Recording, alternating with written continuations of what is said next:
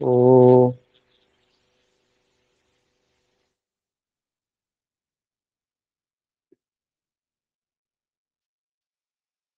ఓం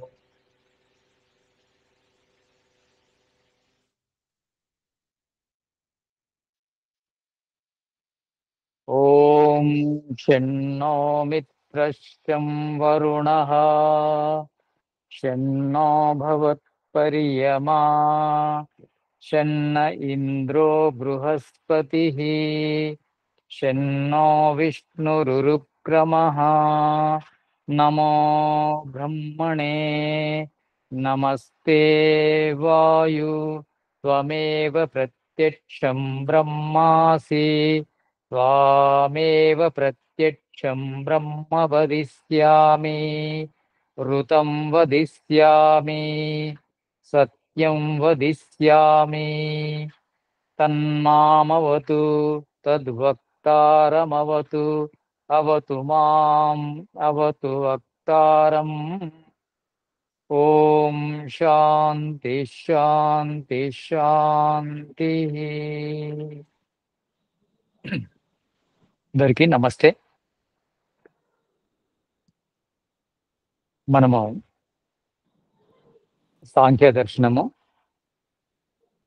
ఈరోజు 5వ క్లాస్, అంటే దాదాపు 5 వారాలైంది మనం సాంఖ్య దర్శనాన్ని ప్రారంభించి. సాంఖ్య దర్శనం లోపల అత్యంత దుఃఖ నివృత్తి అనేది అత్యంత పురుషార్థం అని చెప్పడం జరిగింది. పురుషార్థము అంటే పురుషుని యొక్క ప్రయోజనము, పురుషుడు అంటే ఆత్మ యొక్క ప్రయోజనము. అంటే దుఃఖాలను పూర్తిగా అంటే దుఃఖాలను స్థూలంగా విభజిస్తే 3 రకాలు: ఆధ్యాత్మిక దుఃఖాలు, ఆది భౌతిక దుఃఖాలు, ఆది దైవిక దుఃఖాలు. ఇవి అంటే వీటిలో ఏ రకమైన దుఃఖము మనకు కలగకుండా, ఎప్పుడూ కలగకుండా చేసుకునే ప్రయత్నమే ఈ పురుషుడు అంటే ఆత్మ యొక్క ముఖ్యమైన ప్రయోజనం. మనము రకరకాలుగా ప్రయత్నం చేస్తున్నాము. మనం ఏది చేస్తున్నా దుఃఖము నుంచి దూరం కావడం కోసమే చేస్తున్నాము. కానీ దేనికోసమైతే ప్రయత్నం చేశామో అది పూర్తిగా దూరము కాకపోవడం జరుగుతుంది. ఒకవేళ ఇంకా కష్టపడ్డా అది దూరమైన మళ్ళీ అదే సమస్య రావడం జరుగుతుంది. ఇక మిగతా సమస్యలు, ఒక సమస్యను మనం దూరం చేసినా మిగతా సమస్యలు మాత్రము వస్తూనే ఉంటాయి. ఈ సమస్య పూర్తిగా అంతము కాదు, ఇంకో సమస్య రాకమానదు.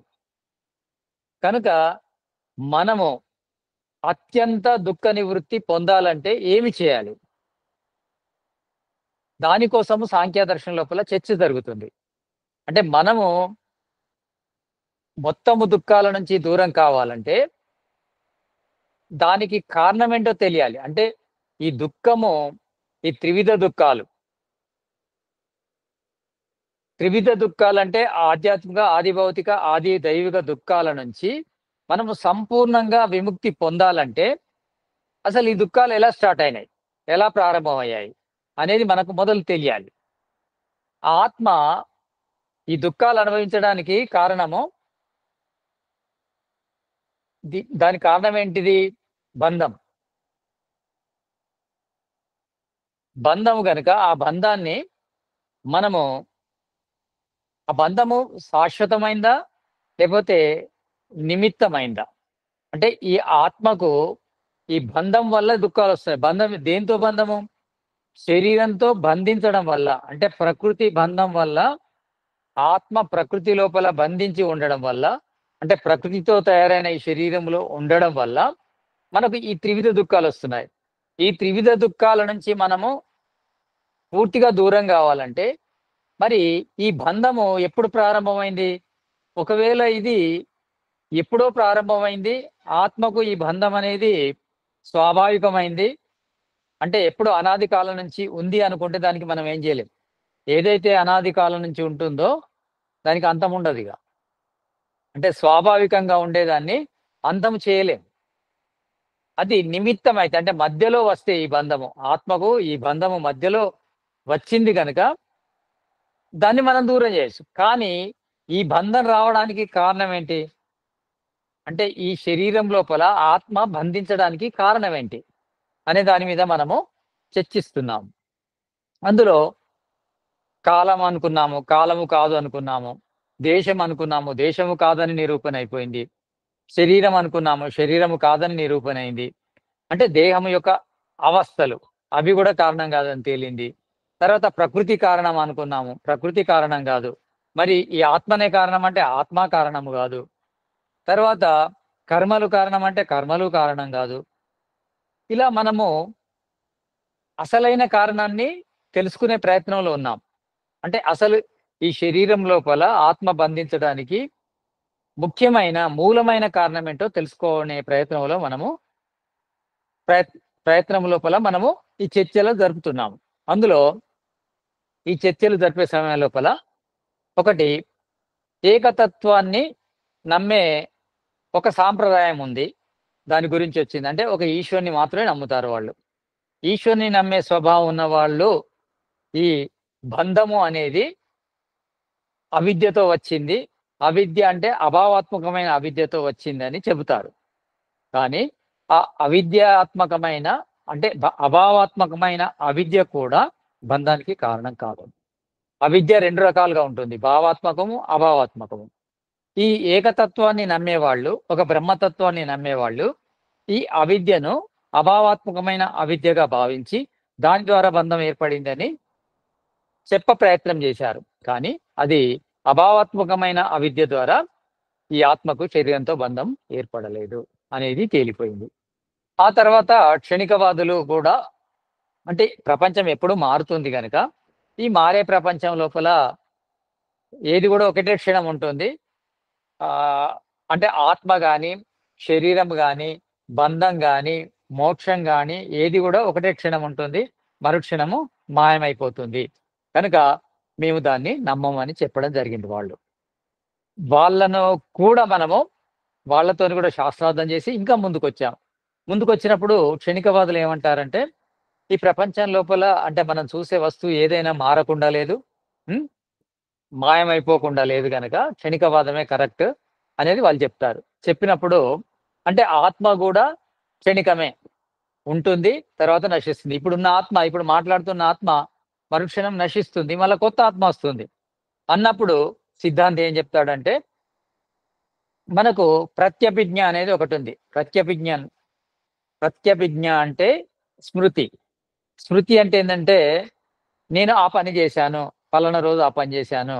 పలానా రోజు అలాంటి కష్టం వచ్చింది నాకు. పలానా రోజు ఇలాంటి సుఖాన్ని అనుభవించాము అనేది మనకొకటి గుర్తు ఉంటుంది. మరి ఆత్మ క్షణకాలమే ఉంటే, ఆ గుర్తు ఎవరికుండాలి? అంటే ఏదైతే అనుభవించిన ఆత్మ ఉందో, అది నశిస్తుంది గనక, నశించిన తర్వాత జ్ఞాపకం వచ్చేదెవరికి? కనుక క్షణికవాదం గూడా తప్పే అని సిద్ధాంతి చెప్తాడు. సిద్ధాంతి చెప్పినప్పుడు, క్షణికవాదులు అంత ఈజీగా ఎవరైనా ఒక సాంప్రదాయాన్ని నమ్మితే, అంత ఈజీగా వాళ్ళ సాంప్రదాయాన్ని ఖండించడానికి ఒప్పుకోరు.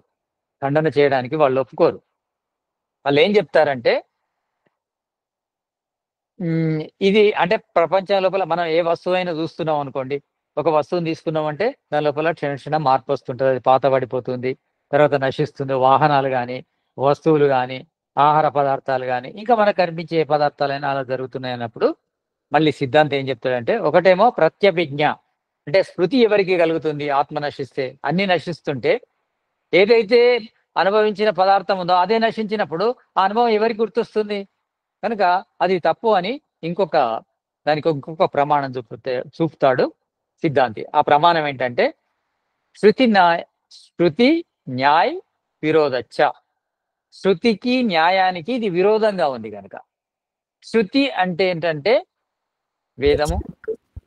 వేదము అంటే ఇక్కడ అంటే సాంఖ్య దర్శనం లోపల వేదాన్ని, తర్వాత బ్రాహ్మణాలను, తర్వాత ఉపనిషత్తులను కూడా శృతిగానే తీసుకోవడం జరిగింది. శృతి అంటే ఉపనిషత్తుల్లో కానీ, వేదంలో కానీ, బ్రాహ్మణాల్లో కానీ మనకు క్షణికము అంటే ఆత్మ నశిస్తుంది, ఆత్మ క్షణికం అనే విషయము ఒప్పుకోవు. శాస్త్రాలు ఒప్పుకోవు. అంటే ఈ శృతి ప్రమాణం గాని, స్మృతి ప్రమాణం గాని ఒప్పుకోవు. ఒప్పుకోవు. అంతే గనుక న్యాయము గూడా ఒప్పుకోదు. న్యాయము అంటే ఏందంటే యుక్తి. యుక్తి అంటే ఏందంటే మనకు బయట ఏదైనా ఉదాహరణ కూడా దొరకదు. అంటే ప్రతిదీ నశిస్తుంది అంటే కొన్ని నశిస్తాయి. నశించడంలో కూడా టైం ఉంటుంది. అన్ని క్షణకాలమే నశించవు. క్షణములో నశించేటివి ఉంటుండొచ్చు. కానీ కొన్ని రోజుల తరబడి ఉంటాయి. కొన్ని సంవత్సరాల తరబడి ఉంటాయి. ఆత్మ అయితే శాస్త్రాల ప్రకారం అనాది. అనాది అంటే ఎప్పుడు నాశనం లేనిది. మరి క్షణకాలంలో నశిస్తుందనేది యుక్తి ఒప్పుకోదు. శాస్త్రాలు ఒప్పుకోవు గనుక మీరు చెప్పేది తప్పు. క్షణికవాదం అనేది క్షణికవాదం లోపల ఆత్మ నశిస్తుంది. పదార్థాలతో పాటు అన్ని పదార్థాలతో పాటు ఆత్మ కూడా నశిస్తుంది అనడం అనేది తప్పు. దీన్ని శృతి ఒప్పుకోదు. అంటే శబ్ద ప్రమాణం ఒప్పుకోదు. తర్వాత న్యాయం ఒప్పుకోదంటే న్యాయం అంటే ఆ అనుమాన ప్రమాణం కూడా దీన్ని ఒప్పుకోదు. ఇక ప్రత్యక్షమైతే మనకు దొరకదు ఆత్మ నశించినట్టు. కనుక ఇది తప్పు అని చెప్తాడు. చెప్పినప్పుడు వాళ్ళు గెలవడం కోసమే ప్రయత్నం చేస్తారు. అది తప్పు అన్నంత మాత్రాన మేము శాస్త్రాలు నమ్మంటారు వాళ్ళు. యుక్తిపూర్వకం అంటే ప్రతి పదార్థం లోపల తేడా కనిపిస్తుంది. యుక్తి ఏముందంటారు. అన్నప్పుడు ఏదైనా ఒకదాన్ని వాళ్ళు అంటే వాళ్ళ సిద్ధాంతాన్ని స్థాపించాలంటే తప్పకుండా దానికి ఒక ఉదాహరణ ఇవ్వాలి. అంటే ఎగ్జాంపుల్ చూపెట్టాలి. ఎగ్జాంపుల్ చూపెట్టాలంటే వాళ్ళ సిద్ధాంతం లోపల ప్రతి పదార్థం నశిస్తుంది. ఎగ్జాంపుల్ చూపెట్టాలంటే దానికి మొదలు హేతువు. హేతువు అంటే ఇప్పుడు ఇది క్షణకాలము నశిస్తుంది. ఈ పదార్థము క్షణములో నశిస్తుంది. దేని వలె ఉదాహరణ అంటే దీని వలె నశిస్తుంది అన్నప్పుడు ఈ పదార్థం అక్కడ ఉండాలి. వాళ్ళ దృష్టి లోపల ఒక పదార్థాన్ని అక్కడ నిలబెట్టడానికి వీల్లేదు. ఎందుకంటే ఆ పదార్థం నశిస్తుంది. అంటే దేనికైనా ఒక దృష్టాంతం ఇవ్వాలంటే సిద్ధాంతం ఏం చెప్తాడంటే దృష్టాంత్ అసిద్ధేచ్ఛ. మీరు దృష్టాంతాన్ని చూపలేరు. ఎందుకంటే మీరు ఏదైతే పదార్థం గురించి చెప్పదలుచుకున్నారో ఆ పదార్థం గురించి చెప్పాలంటే ఆ పదార్థం ఉండాలి. ఆ పదార్థం పక్కకు ఉదాహరణ ఉండాలి. ఇవి రెండు మీ సిద్ధాంతం ప్రకారము దృష్టాంతము కూడా నశిస్తది. ఏ పదార్థం గురించి అయితే మీరు ఉదాహరణ చెప్పదలుచుకున్నారో అది నశిస్తుంది. కనుక మీ దాని లోపల దృష్టాంతం కూడా ఇవ్వడానికి వీల్లేదు. ఏదైనా మనము చెప్పాలంటే పలానిలా అని చెప్పాలి. ఇప్పుడు మా క్షణికవాదము పలాని దానిలాగా చెప్పినట్టు ఆత్మ నశిస్తుంది. మా క్షణికవాదం లోపల ఆత్మ నశిస్తుంది అని అతడు హేతువిచ్చాడు. ఆ అది అలా జరుగుతుంది అని చెప్పాలంటే వాళ్ళు ఏం చేయాలి? దానికి ఒక ఉదాహరణ చెప్పాలి. ఉదాహరణ చెప్పాలంటే ఏదైతే చెప్పిన విషయం ఉందో క్షణకాలంలో నశిస్తుంది. ఉదాహరణ ఎక్కడ ఉంటుంది మళ్ళీ? కనుక మీ దాంట్లో ఉదాహరణ ఇవ్వడానికి కూడా వీల్లేదు. ఇప్పుడు ఇది పెన్ను, ఇది జడ పదార్థము. ఇది జడ పదార్థము అని చెప్పడానికి ఇది ఎలా జడ పదార్థము అని చెప్పాలని అంటే ఒక ఉదాహరణ ఇవ్వాలి. ఉదాహరణ ఇవ్వాలంటే ఈ పెన్నును పట్టుకొని ఉదాహరణ చూపెట్టాలి. కానీ వాళ్ళ దృష్టి లోపల ఏదైతే చూపిన పెన్ను ఉందో అది నశిస్తది. క్షణకాలంలో నశిస్తుంది గనక దేని గురించి అయితే మీరు ఉదాహరణ చెప్పదలుచుకున్నారో అది నశిస్తుంది గనక మీ ఉదాహరణ అనేది ఎవరి కోసం చెప్తారు? దేనికోసం చెప్తారు? అంటే క్షణికవాదం లోపల ఉదాహరణలు ఇవ్వడం కూడా కుదరదు. కనుక మీ క్షణికవాదం అనేది అబద్ధమైన సిద్ధాంతము అని చెప్పడం జరుగుతుంది. తర్వాత అంటే ఏదైనా ఒక పదార్థం గురించి చెప్పాలంటే న్యాయ దర్శనం ప్రకారము ప్రతిజ్ఞ అంటే దీని గురించి నేను చెప్తున్నాను తర్వాత హేతు వస్తుంది. హేతు తర్వాత దృష్టాంతం వస్తుంది. దృష్టాంతం అంటే ఉదాహరణ. అంటే పలానా దాని గురించి చెప్పాలంటే ఇది ఎందుకు జడ పదార్థం, ఇది ఆత్మ ఎందుకు నశిస్తుంది అనే హేతువు చూపెట్టాలి. ఆయన ఏం చెప్పదలుచుకున్నాడు? ఆత్మ నశిస్తుంది అంటే ప్రతి ఆత్మ క్షణకాలంలో నశిస్తుంది. నశిస్తుంది అన్నప్పుడు ఎలా నశిస్తుంది అంటే పలానా దానిలా నశిస్తుంది అని చెప్పడానికి ఒక ఉదాహరణ ఇవ్వాలి. కానీ ఉదాహరణ ఇవ్వాలంటే మీరు దేని గురించి అయితే మొదలు పెట్టారో, ఏ పదార్థం గురించి, ఆ పదార్థం మీరు దేన్నైతే మొదలు చూపెట్టారో ఆ పదార్థం నశిస్తుంది గదా! దేనికి దృష్టాంతం ఇస్తారు? కనుక అది తప్పు. ఎప్పుడైనా గాని కారణము, కార్యము 2 ఉండాలి. కారణము అంటే ఉదాహరణకి కుండను తయారు చేయాలంటే మట్టి ఉండాలి. మట్టి ఉంటేనే కుండ తయారవుతుంది. ఈ క్షణికవాదుల దృష్టి లోపల మట్టి క్షణకాలం లోపల నశిస్తుంది. కుండ తయారవుతుంది. మరి మట్టి నశిస్తే కుండ ఎలా తయారైంది? ఇంకో ఎగ్జాంపుల్ దారాలు. దారాల ద్వారా వస్త్రం తయారవుతుంది. మరి దారము అనేది వాళ్ళ దృష్టి లోపల క్షణకాలం నశిస్తుంది. వస్త్రం ఎలా తయారవుతుంది? దారం ఉంటే వస్త్రం తయారవుతుంది గదా! అంటే కారణం ఉంటే కార్యం తయారవుతుంది. అంటే దేనికైనా ఒక కార్యానికి ముందు కారణం ఉండాలి. వీళ్ళేం జెప్తారంటే కారణము క్షణకాలమే నశిస్తుంది. కార్యము క్షణకాలంలోనే నశిస్తుంది. కానీ అక్కడ కారణము ఉండాలి. ఆ కారణము కూడా మళ్ళీ ఇప్పుడు కుండ తయారైన తర్వాత కుండలో మట్టి ఉంటుంది. వస్త్రము తయారైన తర్వాత వస్త్రాల లోపల దారాలుంటాయి. వస్త్రము తయారైన తర్వాత దారాలు మాయం గావు. కుండ తయారైన తర్వాత మట్టి మాయం గాదు. మట్టి ఉంటది, కుండలోనే ఉంటుంది. అంటే ఒక కారణము ముందుంటుంది. ఆ కారణము కార్యములో కూడా ఉంటుంది. కనుక మీ క్షణికవాదం ప్రకారము కారణము నశిస్తుంది. మరి కారణం నశిస్తే కార్యం ఎట్లా ఉదయిస్తది? అక్కడ కారణమే లేదు. కార్యం ఎలా ఉదయిస్తది? మీ సిద్ధాంతం తప్పు అని జెప్తాడు. చెప్తే అప్పుడు ఆయన ఏం జెప్తాడంటే అంటే సిద్ధాంతం ఏం జెప్తున్నాడంటే, మీ దృష్టి లోపల కారణము ఉండాలి. ఉండదు గనక కార్యము తయారు గాదు. కార్యము లోపల కారణము ఉండదు. ఏ విధంగానైతే మట్ కుండకు ముందు మట్టి ఉంది. కుండ లోపల గూడా మట్టి ఉంది. వస్త్రానికి ముందు దారాలున్నాయి. వస్త్రాల్లో గూడా దారాలున్నాయి. మీ సిద్ధాంతం ప్రకారము దారాలు నశిస్తాయి. మట్టి నశిస్తుంది. మరి కుండ, వస్త్రం ఎలా ఏర్పడతాయి? అంటే ఈ క్షణికవాదం ఏమంటున్నాడంటే, యుగపత్ జాయమానయోహో నా కార్యకారణ భావః. ఆయన ఏం చెప్తున్నాడంటే, ఒకటేసారి కారణము, కార్యము ఉంటాయి. అంటే కారణము ముందుంటే నశిస్తుందని మీరు చెప్తున్నారు గదా! కారణము, కార్యము ఒకటే సమయంలో ఏర్పడతాయి. కారణము, కార్యము అంటే మట్టి, కుండ అంటే మట్టి, కుండ అనేది ఒకటే క్షణంలో జరుగుతాయి. మట్టి నుంచి కుండ ఏర్పడుతుంది. మట్టి ముందు, కుండ తర్వాత అట్లేం లేదు. కారణం ముందు, కార్యం ఏం లేదు. 2 ఒకటేసారి కారణము, కార్యము ఒకటేసారి ఉంటాయి. అంటే మనకు ప్రత్యక్షంగా కనిపించేదేంది మట్టి ఉంటుంది. తర్వాత మట్టి నుంచి కుండ తయారవుతుంది కొంత సమయానికి. ఇతనేమంటున్నాడంటే కారణము నశిస్తుందని మీరు అంటున్నారు గదా! కారణముతోనే కార్యం ఉత్పత్తి అవుతుంది. 2 ఒకటేసారి. యుగపత్ అంటే ఏందంటే ఒకే కాలం లోపల కారణము, కార్యం ఉంటాయని అంటున్నాడు. కానీ సిద్ధాంతం ఏమంటున్నాడంటే కారణము, కార్యము ఒకేసారి ఉండవు. ఇది అసాధ్యం. కారణము, కార్యము ఒకటేసారి ఉత్పత్తి అయితాయి అని అంటున్నాడు. మట్టి, కుండ ఒకటేసారి ఉత్పత్తి. అది తప్పు. మట్టి ఎప్పటినుంచో ఉంటుంది. తర్వాత కుండ తయారవుతుంది. దారాలు ఎప్పటినుంచో ఉంటాయి. తర్వాత వస్త్రం తయారవుతుంది. మీరు చెప్పేది ఒకేసారి ఉంటాయని తప్పించుకుంటున్నాడు. క్షణికవాదం లోపల కారణము నశిస్తుంది. కార్యం ఎలా తయారవుతుంది అని అడిగినప్పుడు, కారణము, కార్యము ఒకటేసారి ఉత్పత్తి అయితాయని చెప్తున్నాడు. కానీ కార్యము ఎప్పుడైనా గాని కారణం తర్వాత ఉంటుంది. కారణము, కార్యము ఒకేసారి ఉత్పత్తి కావు. మొదలు కారణం ఉంటుంది. తర్వాత కార్యము ఉంటుంది. కారణము లేక కార్యము ఏర్పడదు. అదే విధంగా కార్యము లోపల కారణము లేకుండా ఉండదు. వస్త్రాల లోపల దారాలుంటాయి. కుండ లోపల మట్టి ఉంటుంది. కానీ కుండ అనే కార్యానికి ముందే మట్టి ఉంది.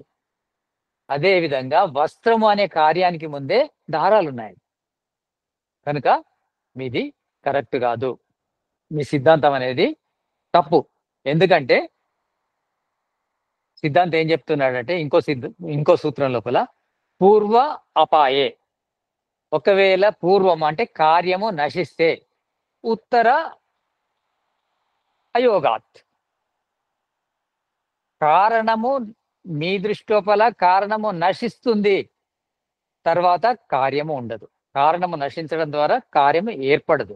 ఒకేసారి ఏర్పడుతున్నాయి అంటున్నారు, అలా జరగదు. ఎప్పుడైనా కార్యానికి ముందు కారణం ఉంటుంది. కనుక కారణమే మొదలుంటుంది. మీ దాని లోపల కారణము మొదలుంటుంది. దేని లోపలైనా, ఏ సిద్ధాంతం లోపలైనా కారణం మొదలుంటుంది. తర్వాత కార్యం ఏర్పడుతుంది. కానీ మీ సిద్ధాంతం లోపల కారణము, కార్యం ఒకటేసారి ఏర్పడుతున్నాయంటారు. అలా ఎప్పుడు ఎక్కడ జరగదు. కారణమే మొదలుంటుంది. కనుక మీ సిద్ధాంతం ప్రకారము కారణము నశిస్తుంది. కారణ అపాయ. అపాయత్ అంటే నశిస్తుంది. పూర్వాపాయ అంటే పూర్వము ఏదుంటుంది? కారణం ఉంటుంది. కారణమని పూర్వం అంటారు. ఆ పూర్వము నశిస్తే పూర్వ అపాయే, పూర్వము నశిస్తే ఉత్తర అయోగాత్, కార్యం అనేది ఏర్పడదు. కనుక మీ సిద్ధాంతము తప్పు. క్షణికవాదం అనేది తప్పు. ఎప్పుడైనా కారణము తర్వాత కార్యం ఉంటుంది. ఆ కార్యం లోపల కారణం ఉంటుంది. కనుక మీ సిద్ధాంతము క్షణికవాదం అనేది తప్పు అని చెప్పడం జరిగింది. అంతేకాకుండా ఇంకో సిద్ధాంతం ద్వారా ఏం చెప్తున్నాడంటే, సిద్ధాంతి అంటే సిద్ధాంతి అంటే ఇక్కడ కపిలుడు.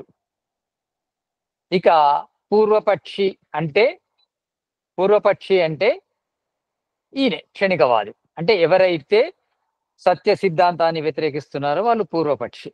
అంటే వ్యతిరేక పక్షి.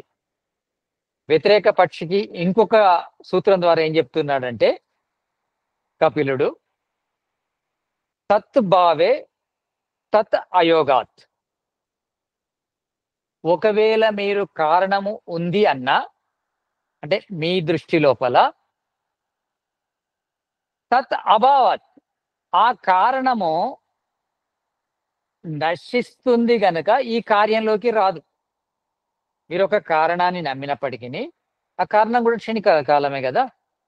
మీ కారణాన్ని కూడా నమ్ముతాము, మేము కూడా కార్యాన్ని నమ్ముతామని మీరు ఒకవేళ అన్నా గాని, కారణాన్ని మీరు నమ్మిన తత్ భావే తత్ అయోగాత్. అయోగాత్ అంటే కార్యము లోపల, అది మళ్ళీ కార్యం లోపల ఉండదు. ఎందుకంటే అదే క్షణం లోపల నశిస్తుంది కనుక.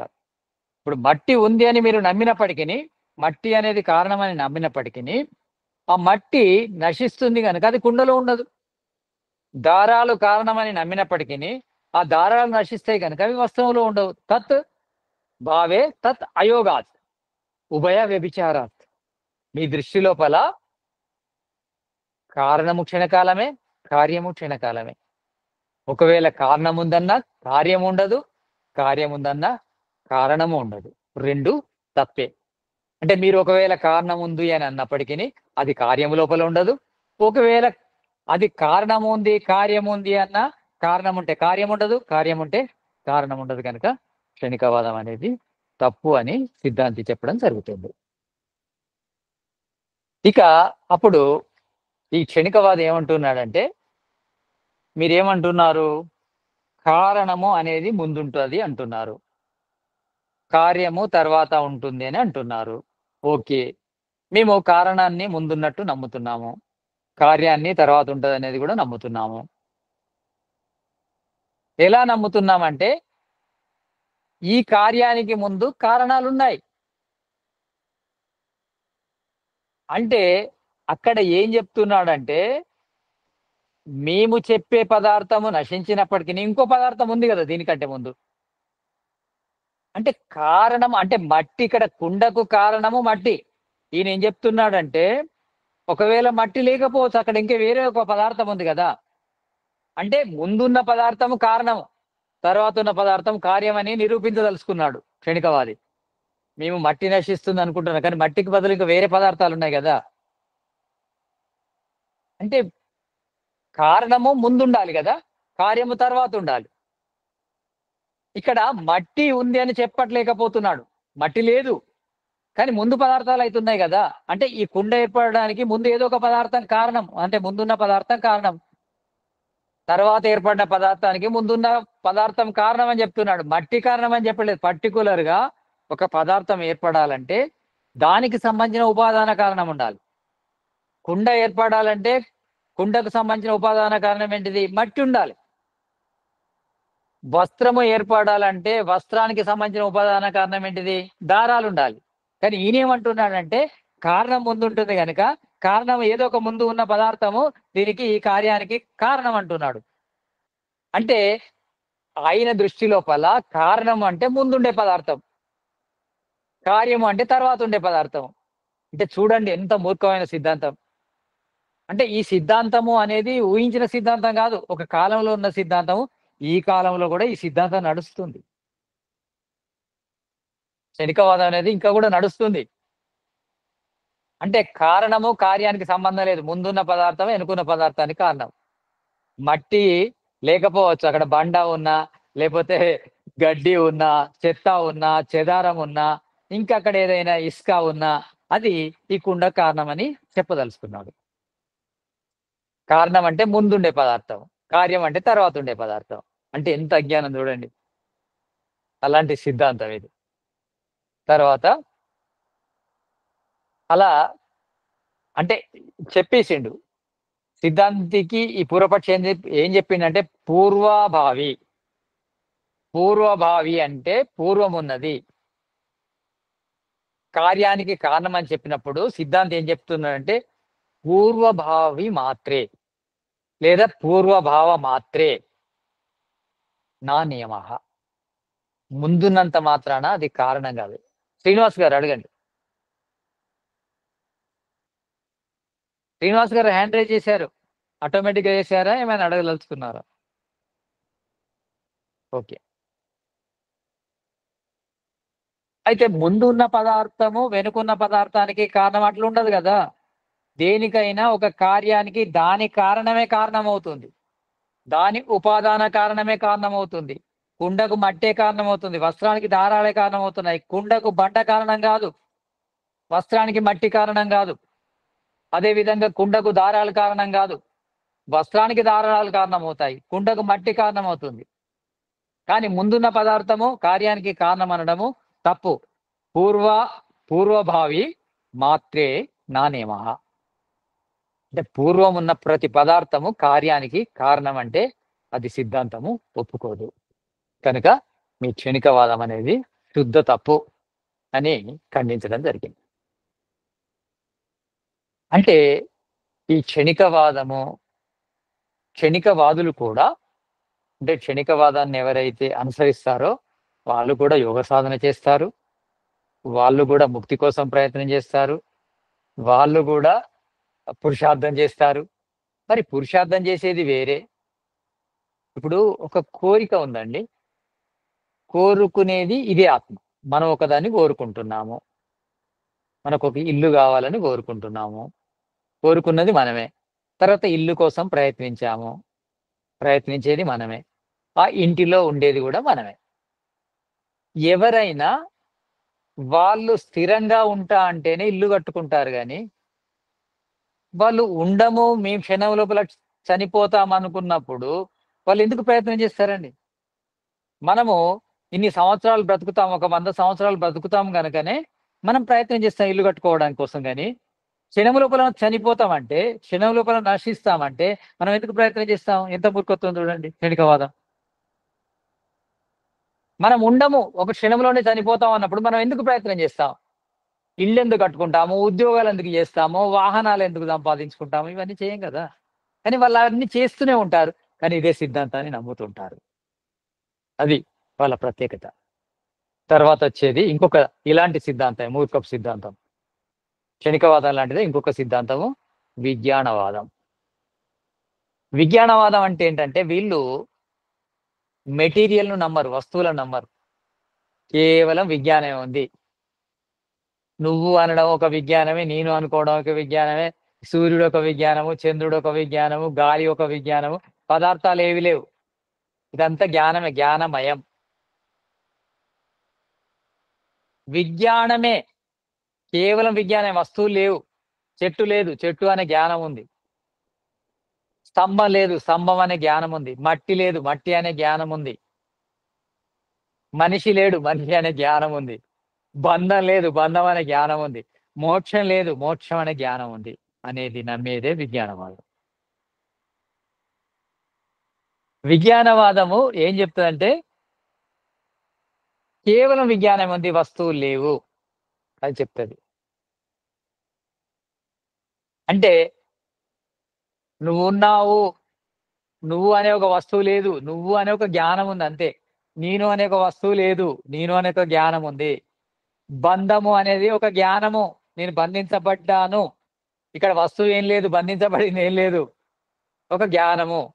అదే విధంగా మోక్షం అనేది ఒక వస్తువు ఏం లేదు. మోక్షం అనేది ఒక జ్ఞానము.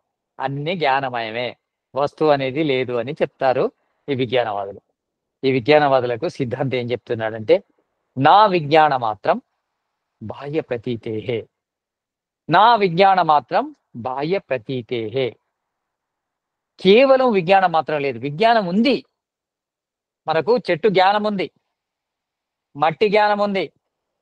వాయు జ్ఞానం ఉంది. ఆకాశ జ్ఞానం ఉంది. చంద్ర జ్ఞానం ఉంది. సూర్య జ్ఞానం ఉంది. నువ్వు అనే జ్ఞానం ఉంది. నేను అనే జ్ఞానం ఉంది. బంధ జ్ఞానం ఉంది. మోక్ష జ్ఞానం ఉంది. జ్ఞానము కూడా ఉంది. దానికి సంబంధించిన వస్తువులు కూడా ఉన్నాయి. నా విజ్ఞాన మాత్రం బాహ్య ప్రతీతేహే. బయట వస్తువులు కూడా ఉన్నాయి. నీ లోపల ఒక విజ్ఞానం ఏర్పడట్లేదు. లోపల ఒక విజ్ఞానం ఏర్పడడమే కాదు, బయట వస్తువులు కూడా ఉన్నాయి. వస్తువులు ఉంటేనే విజ్ఞానం ఏర్పడుతుంది. వస్తువు లేకుండా విజ్ఞానం ఏర్పడట్లేదు. చెట్టు అక్కడ నీకు కనిపిస్తే చెట్టు యొక్క విజ్ఞానం కలుగుతుంది. అక్కడ మట్టి కనిపిస్తే మట్టి విజ్ఞానం కలుగుతుంది. అక్కడ ఒక నది కనిపిస్తే నది విజ్ఞానం కలుగుతుంది. అక్కడ సూర్యుడు కనిపిస్తే సూర్యుని విజ్ఞానం కలుగుతది. అక్కడ సూర్యుడు కూడా ఉన్నాడు. నీకులో విజ్ఞానం కూడా ఏర్పడుతుంది. అంటే ఇక్కడ ఏం చెప్తాను, నా విజ్ఞానం మాత్రం. కేవలం విజ్ఞానం మాత్రంగానే లేదు. బాహ్య ప్రతీతే, బయట వస్తువులు కూడా ఉన్నాయి. విజ్ఞానవాదం కూడా ఇప్పుడు నడుస్తుంది. దాని పేరు చెప్పను నేను. అది కూడా నడుస్తుంది. చాలా ప్రఖ్యాతమైన సాంప్రదాయాల లోపలనే ఉన్నాయి ఈ విజ్ఞానవాదము, క్షణికవాదము. మీరు ఎంక్వైరీ చేస్తే తెలుస్తుంది. కేవలం విజ్ఞానమే విజ్ఞానం, వస్తువులు లేవు. కానీ శాస్త్రం అలా ఒప్పుకోదు. విజ్ఞానం ఉంది. విజ్ఞానంతో పాటు వస్తువు కూడా ఉంది. వస్తువు ఉంటేనే విజ్ఞానం ఏర్పడుతుంది. ఒకవేళ విజ్ఞానమే ఉంటే నీ లోపల అన్ని రకాల జ్ఞానం ఒకటేసారి కలగాలి. ఒకసారి చెట్టు జ్ఞానం ఎందుకు కలుగుతుంది? ఒకసారి మట్టి జ్ఞానం ఎందుకు కలుగుతుంది? ఒకసారి సూర్యుని జ్ఞానం ఎందుకు కలుగుతుంది? ఒకసారి నది జ్ఞానం ఎందుకు కలుగుతుంది? అంటే వస్తువులు ముందట కనిపించిన దాన్ని బట్టి మనకు విజ్ఞానం ఏర్పడుతూ ఉంటుంది. కానీ బయట వస్తువులు లేవు. అది కూడా విజ్ఞానం మాత్రమే. వస్తువు అనేది ఏం లేదు. అది విజ్ఞానం మాత్రమే. బయట విజ్ఞానమే, లోపల విజ్ఞానమే అనుడు మాత్రము తప్పు అని సిద్ధాంతి చెప్తున్నాడు. అంటే కపిలుడు చెప్తున్నాడు. ఒకవేళ మీరు వస్తువు అనేది లేదు, విజ్ఞానం మాత్రమే ఉంది అనంటే తత్ అభావే, తత్ అభావాత్ శూన్యం తరిహి. ఒకవేళ మీరు వస్తువు లేదంటే విజ్ఞానం కూడా లేదు. మనకు వస్తువులు ఉంటేనే విజ్ఞానం కలుగుతుంది. బయట వస్తువులు కనిపిస్తేనే దానికి సంబంధించిన విజ్ఞానం కలుగుతుంది మనకు. బయట వస్తువు లేనప్పుడు మీరు వస్తువు లేదని మీరు గిట్ట నమ్మినట్టయితే, మీరు వస్తువు లేదనే విషయాన్ని గట్టిగా నమ్మినట్టయితే విజ్ఞానం కూడా లేదు. అంటే వస్తువు లేదు, నా విజ్ఞానం లేదు, సమస్తం శూన్యమే అని చెప్పేశాడు సిద్ధాంతి. ఎందుకంటే విజ్ఞానం అనేది వస్తువు లేకుండా కలగదు. వస్తువు లేదని మీరు అన్నారనుకో, వస్తువు లేదు, నా విజ్ఞానం లేదు, కనుక అంత శూన్యమే అని సిద్ధాంతి చెప్పడం జరిగింది. అయితే అప్పుడు ఈయన శూన్యవాది ఏమంటున్నాడంటే, అంటే పూర్వపక్షి, శూన్యం తత్వం మీరు చెప్తున్నారు గాని, వస్తువు లేకుంటే విజ్ఞానం లేదని మీరు చెప్తున్నారు గాని, ఇక్కడ విజ్ఞానవాది నుంచి శూన్యవాది వచ్చాడు. అంటే క్షణికవాది, విజ్ఞానవాది నుంచి శూన్యవాది వచ్చాడు. అంటే ముగ్గురు ప్రతిపక్షాలకు సంబంధించిన వ్యక్తులున్నారు. అంటే సిద్ధాంతానికి, సత్య సిద్ధాంతాన్ని వ్యతిరేకించే వాళ్ళు ఇక్కడ ముగ్గురు మనకు ప్రత్యక్షమయ్యారు. ఒకరెవరు? క్షణికవాది. రెండో వ్యక్తి విజ్ఞానవాది. మూడో వ్యక్తి వచ్చాడు ఇక్కడికి. ఎవరు? శూన్యవాది. శూన్యవాది ఏమంటున్నాడంటే, శూన్యం తత్వం భావో వినశ్యతి వస్తు ధర్మత్వాత్ వినాశస్య. శూన్యం తత్వం.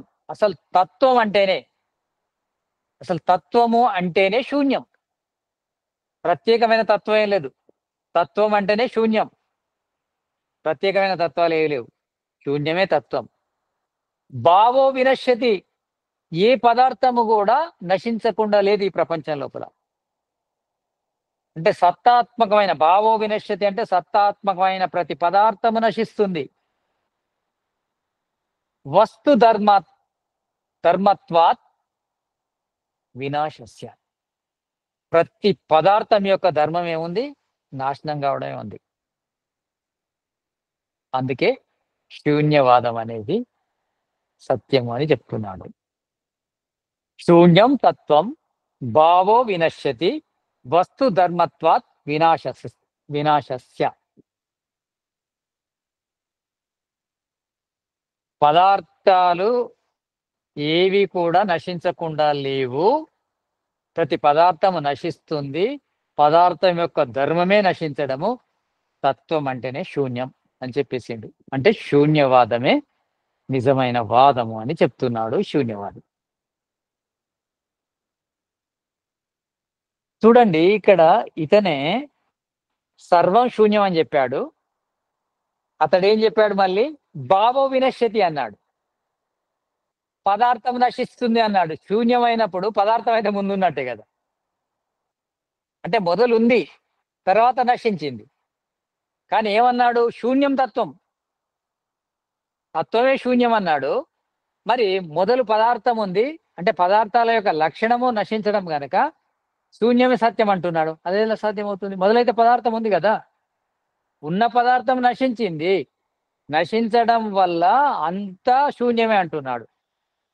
కానీ అంతా శూన్యం అంటే మొదలు కూడా ఉండకూడదు కదా. వస్తువు మొదలు ఉంది. వస్తువు ఆయనే చెప్తున్నాడు కదా, భావో వినశ్యతి. పదార్థం నశిస్తుంది అంటే ఉంది కనుక నశిస్తుంది కదా.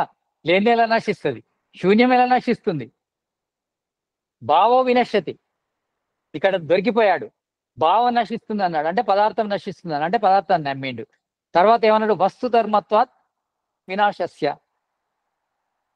వస్తు ధర్మం ఏముంది? నాశనం కావడం ఉంది. అంటే పదార్థం ఉంది, నశిస్తుంది. ఇక్కడ ఏదైనా పదార్థము నశిస్తుంది. పదార్థం నశించకుండా, కార్యపదార్థం ఏదైనా నశించకుండా ఉండదు. కానీ ఉంటుంది, నశిస్తుంది. ఉండకుండా ఉండదు. అంటే ఉత్పత్తి అవుతుంది, నశిస్తుంది. ఏదైతే నశిస్తుందో అది ఉత్పత్తి అయి ఉంటుంది. ఉన్నది నశిస్తుంది, లేనిది నశించదు. కనుక వేదం ఏం చెప్తుందంటే పదార్థాన్ని నమ్ముతుంది. అంటే ఉత్పత్తిని నమ్ముతుంది. అంటే కారణాన్ని నమ్ముతుంది. కారణం నుంచి కార్యాన్ని ఉత్పత్తి కావడాన్ని నమ్ముతుంది. ఆ కార్యము ఉత్పత్తి అయింది మళ్ళీ నశించడాన్ని కూడా నమ్ముతుంది. సత్య సిద్ధాంతం కానీ, సాంఖ్య దర్శనం కానీ, వేదం కానీ, మిగతా శృతులు కానీ, మిగతా స్మృతులు కానీ నశించడాన్ని నమ్ముతాయి.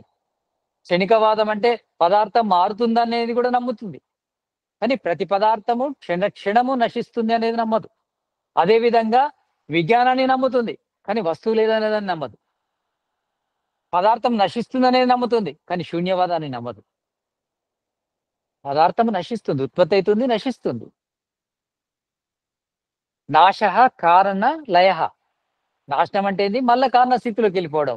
ఎప్పుడైనా కారణము ఉత్పత్తి అయ్యి కార్యం అవుతుంది, కార్యము నశించి కారణం అవుతుంది. ఇది వేదం కూడా నమ్ముతుంది. కానీ వీళ్ళు ఏమంటున్నారు? ఉత్పత్తి వాళ్ళు ఒక దిక్కు చెప్పుకుంటేనే వాళ్ళ సూత్రం లోపల పదార్థం లేదంటున్నారు, అంత శూన్యమే అంటున్నారు. పదార్థానికి నశించే ధర్మం ఉందంటున్నారు, పదార్థమే లేదంటున్నారు. కానీ వాళ్ళు చెప్పిన ఆ సూత్రంలోనే తప్పు ఉంది. అసలు భూత భవిష్యత్ వర్ధమాన కాలం లోపల పదార్థం లేకుంటే దాన్ని శూన్యవాదం అంటారు. కానీ భూతకాలంలో ఉంది పదార్థం, ఇప్పుడు నశించింది, నశించిన తర్వాత శూన్యమైంది అంటాం. అంతేకాకుండా ఏ పదార్థం కూడా శూన్యం కాదు. ఉత్పత్తి అయిన పదార్థము నశిస్తుంది అంటే దాని అవయవాల రూపంలోకి వెళ్తుంది. కార్యము అంటే కొన్ని అవయవాలు కలిసి అవయవిగా ఏర్పడడాన్ని కారణం అంటారు. అంటే కొన్ని పదార్థాల యొక్క కలయిక కార్యం అవుతుంది. అంటే కొన్ని పదార్థాలు అంటే కారణాలన్నీ అచ్చి కలిస్తే కార్యం అవుతుంది. ఈ కార్యంలోని కారణాలన్నీ విడిపోతే నాశనం అంటారు దాన్ని. నాశః కారణలయః. నాశనం అంటే మాయమైపోవడం గాదు. కారణంలోకి వెళ్ళడం. ఏ కారణం నుంచి ఈ కార్యం ఏర్పడిందో అదే కారణంలోకి ఏర్పడడాన్ని నాశనం అంటారు గానీ, పూర్తిగా అభావం గాదు. అంటే ఏమీ లేకుండా గాదు. సూక్ష్మ రూపంలోకి మారిపోతుంది. నాశనం అంటే సూక్ష్మంలోకి మారిపోవడం. వీళ్ళేంది శూన్యం అంటున్నారు. శూన్యం గాదు. ఎప్పుడు గూడా ఈ కనిపించే జగత్తు ప్రళయం లోపల, మహాప్రళయం లోపల గూడా తన ఆచార్య కారణ ఆచార్య జీ. నేను సక్తులుగా ఉన్నాం మేము. అది శంకర్ గారు వీడియో పెట్టి అంత ఇట్లంతా చూపిస్తుండు. శంకర్ గారిని మ్యూట్ లో పెట్టి మన కెమెరాను. ఓకే. ఓకే. శంకర్ గారు మీరు కెమెరాని అట్ట మ్యూట్‌లో పెట్టండి. అయితే ఇది చాలా ముఖ్యమైనది వైదికులకి. తప్పకుండా వినాలి. మనం శంకర్ గారు ఇది ఒక నిమిషం. శంకర్ గారు మీరు వీడియో ఆఫ్ చేసుకోండి ఒకసారి. ఆ 3 డాట్స్ మీద క్లిక్ చేస్తే టర్న్ ఆఫ్ వీడియో అని ఉంటది. అది క్లిక్ చేయండి. ఓకే. అయితే సత్యము అనేది ఒకటే ఉంటుంది. అసత్యాలు అనేకం ఉంటాయి. ఇక్కడ మనం ఒక 3 రకాల సిద్ధాంతాల గురించి మాట్లాడాము. ఒకటేంటిది? క్షణికవాదం గురించి మాట్లాడాము, విజ్ఞానవాదం గురించి మాట్లాడాము. ఇప్పుడు శూన్యవాదం గురించి మాట్లాడతాం. ఇలాంటివి అంటే అబద్ధాలు గల సిద్ధాంతాలు ఇవే 3 గాదు. 3000 గాదు, 3,00,000 గాదు, 3,00,00,000 కూడా ఉండొచ్చు. కానీ సత్యం ఒకటే ఉంటుంది. ఎప్పుడైనా గాని సత్యం ఒకటే ఉంటుంది. మనం ఇదంతా ఎందుకు చర్చ చేస్తున్నామంటే సత్యమేది? సత్యాన్వేషణ చేస్తున్నాము. ఏది సత్యం? క్షణికం సత్యమా? విజ్ఞానం సత్యమా? శూన్యం సత్యమా? అనేదాన్ని మనము తర్కిస్తున్నాం. దాని గురించి చర్చిస్తున్నాం. దాని గురించి శాస్త్రార్థం చేస్తున్నాం. ఏది సత్యం? క్షణికమైతే ఆత్మ నశిస్తే ఇంకేముంటుంది? దేనికోసం ప్రయత్నం చేస్తున్నాం? విజ్ఞానవాదం అయితే వస్తువులే లేకుంటే విజ్ఞానం ఎక్కడి నుంచి వచ్చింది?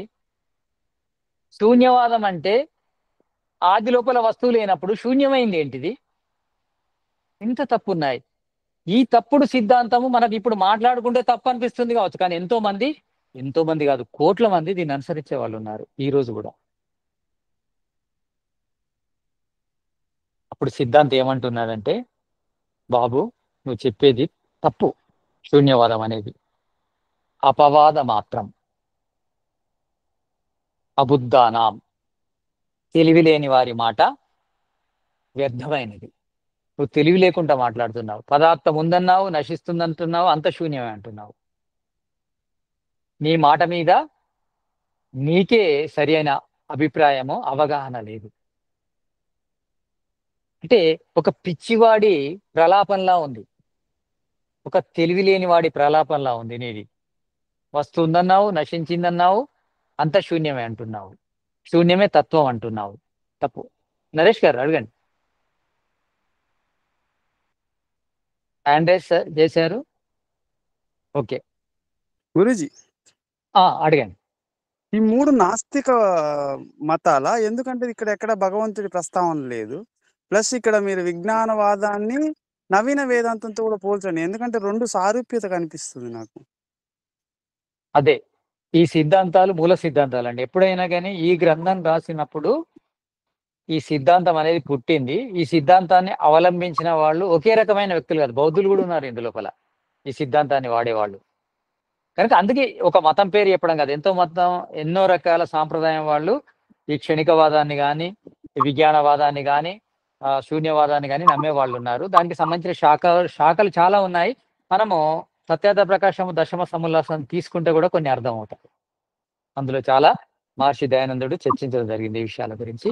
మనం ఇక్కడ మామూలుగా సామాన్యంగా చర్చిస్తున్నాము. ఎందుకంటే సాంఖ్య దర్శనం దృష్టి లోపల మాత్రమే చర్చిస్తున్నాం. మొత్తము సాంప్రదాయాన్ని తీసుకోవట్లేదు ఇక్కడ. జస్ట్ మనము సాంఖ్య దర్శనం లోపల వచ్చిన టాపిక్ మాత్రమే తీసుకుంటున్నాము. దీనికి సంబంధించిన చాలా సిద్ధాంతాలు ఉన్నాయి. నరేష్ గారు మీరు అన్నట్టు, మీరనేది నవీన వేదాంతులది కూడా ఇదే వాదమై ఉంటుంది కావచ్చు. తర్వాత ఇది అంటే ఒక పద్ధతి లేకుండా మాట్లాడడము, ఒక యుక్తి లేకుండా మాట్లాడము, ఒక శాస్త్ర ప్రమాణం లేకుండా మాట్లాడము, వాళ్ళ మాటను వాళ్ళే నిరూపించలేకపోవడం అనేది పిచ్చి వాళ్ళ మాటలా ఉంటుంది. కనుక మీదనేది బట్టి అనవసరమైన ప్రలాపాలు, ఇది వ్యర్థము. అంటే క్షణికవాదం కానీ, విజ్ఞానవాదం కానీ, శూన్యవాదం కానీ ఇవి సత్య సిద్ధాంతాలు కావు. మీరు మీ సిద్ధాంతంను నిలుపుకోవడం కోసము రకరకాల వాదన చేస్తున్నారు కానీ మీరు సత్యం మీద నిలవలేరు అనేది చెప్పడం జరుగుతుంది. అయితే మనకు మన సిద్ధాంతం అంటే సత్యము అనేది మహర్షి దయానందుడు చెప్పిన దాని ప్రకారము ఊరికే నిరూపణ కాదు. ఏదో ఒక పుస్తకం చదివినంత మాత్రాన సత్యం తెలియదు. మనము రకరకాల శాస్త్రాల అధ్యయనం చేయవలసి ఉంటుంది సత్యాన్ని నిరూపించాలంటే. మనకు మనస్మృతిలో వస్తుంది, బుద్ధిని జ్ఞానేన శుద్ధ్యతి. మనము బుద్ధిని ఎంత నింపుకుంటే అంటే జ్ఞానంతోనే ఆ బుద్ధి అంత శుద్ధి అవుతుంది. అంటే మనకు సత్యాన్ని నిర్ణయించేది మన బుద్ధి, నిశ్చయాత్మక బుద్ధి సత్యాన్ని నిర్ణయిస్తుంది. సత్యం యొక్క నిర్ణయం జరగాలంటే జ్ఞానము ఫుల్గా ఉండాలి, అంటే పూర్ణంగా ఉండాలి, సంపూర్ణంగా ఉండాలి జ్ఞానం. మిడిమిడి జ్ఞానం ద్వారా మనం సత్యాన్ని నిరూపించాలి. వీళ్ళు మిడిమిడి జ్ఞానం ద్వారా సిద్ధాంతాలను పెట్టుకున్నారు. శూన్యవాదం కానీ, క్షణికవాదం కానీ, విజ్ఞానం మిడిమిడి జ్ఞానం, అది ఒకటే కోణం నుంచి జ్ఞానం అది. కానీ మనకిక్కడ నాశనం అంటే ఏంటి అనేది చెప్తుంది శాస్త్రం.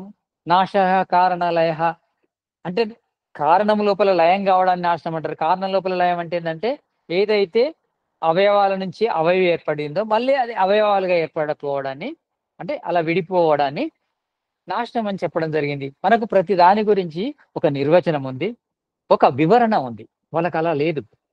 మనం సత్యం చెప్తున్నామంటే ఊరికే మేము చెప్పింది నమ్మడం అని కాదు. ఇది ఎలా సత్యమో నిరూపిస్తాం. దానికి 1000 ప్రమాణాలు తీసుకుంటాము, 1000 రకాల సూత్రాలు చెప్తాము, 1000 రకాల నిర్వచనాలు చెప్తాము. కానీ వాళ్ళు అలా చెప్పలేరు. ఒకటే కోణం నుంచి వాళ్ళ సిద్ధాంతాలు పుట్టాయి కనుక అవి అబద్ధపు సిద్ధాంతాలు. మనము చెప్పే సిద్ధాంతము ఇది అన్ని కోణాల నుంచి నిర్ణయమైన సిద్ధాంతం కనుక దీన్ని శాశ్వతంగా ఉంటుంది. అందుకే ఇది సత్య సిద్ధాంతం. తర్వాత ఏం చెప్తున్నాడంటే, ఇక సిద్ధాంతం ఏం చెప్తున్నాడంటే ఉభయపక్ష సమాన, అంటే ఉభయపక్షాలు కూడా, అంటే ఏ విధంగానైతే ఉభయపక్షాలు అంటే క్షణికవాదం కానీ, విజ్ఞానవాదం కానీ, తర్వాత మీ శూన్యవాదం కానీ క్షేమత్వాత్ సత్యము లోపల సమానమే. అంటే మీకు క్షేమము అనేది లేదు, అంటే రక్షింపబడనివి. క్షేమత్వము మీ లోపల సమానమే. అంటే క్షణికవాదం ఎంత తప్పో విజ్ఞానవాదం అంత తప్పు, ఈ శూన్యవాదం కూడా అంతే తప్పు. ముగ్గురే. ఉభయ పక్ష సమాన క్షేమత్వాత్ అయం అపి. అయం అపి అంటే ఈ శూన్యవాదం కూడా ఆ 2 సిద్ధాంతాల్లాగానే సత్యానికి నిలబడేది కాదు. అన్నీ కూడా కొట్టివేయబడేటియే. అంటే సత్యం మీద నిలవవు. ఎందుకంటే అవి సత్యం కావు కదా. అసత్యము సత్యం మీద గెలవదు ఎప్పుడు కూడా. అసత్యము అనేకమున్నా, అసత్య సిద్ధాంతాలు అనేకమున్నా, అసత్యవాదులు అనేకులు ఉన్నప్పటికీ, సత్యవాది ఒకడు ఉన్నప్పటికీ, సత్య సిద్ధాంతము ఒకటి ఉన్నప్పటికీ సత్యమే గెలుస్తుంది. అందుకే సత్యమేవ జయతే అన్నారు. సత్యమే గెలుస్తుంది. సత్యాన్ని గెలిపించే వాళ్ళు కావాలి అంటే ఆ సత్యాన్ని వివరించే వాళ్ళు కావాలి. సత్యాన్ని వివరించినప్పుడు అసత్యవాదులు విజృంభిస్తారు. అసత్యవాదులు విజృంభించొద్దంటే సత్యవాదులు విపులంగా తెలియజేయాలి సత్యాన్ని. అప్పుడే అసత్యవాదులు ఏం మాట్లాడలేరు. కనుక సిద్ధాంతం ఏం చెప్పాడంటే ఉభయపక్ష సమాన క్షేమత్వాత్ అయం అపి. ఆ 2 సిద్ధాంతాల్లాగా నీ సిద్ధాంతం కూడా వ్యర్థమైందే.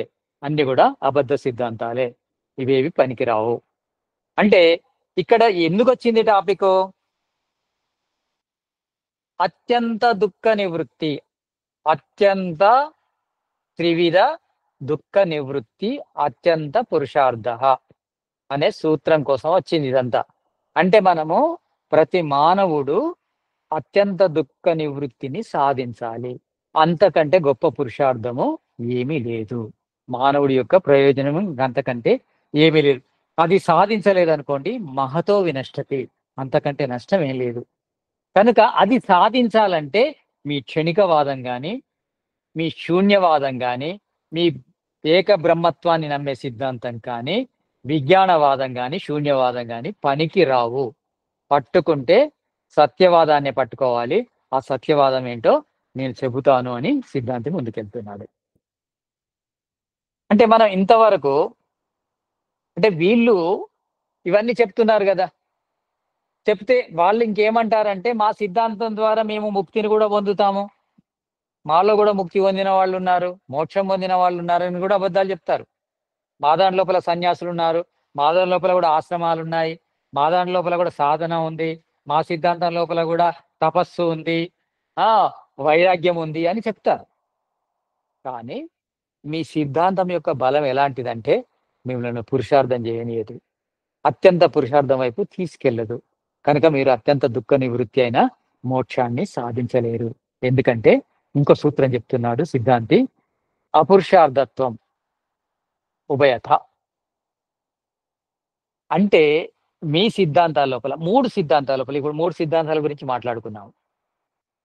శూన్యవాదం కావచ్చు, క్షణికవాదం కావచ్చు, విజ్ఞానవాదంలో కానీ అపురుషార్థత్వం, పురుషార్థత్వం లేదు, పురుష ప్రయోజనము లేదు. ఎందుకంటే ఉభయత. ఉభయత అంటే మీ దాని లోపల ఆత్మము స్థిరమైంది కాదు, మోక్షము స్థిరమైంది కాదు. ఆత్మ క్షణకాలంలో నశిస్తుంది.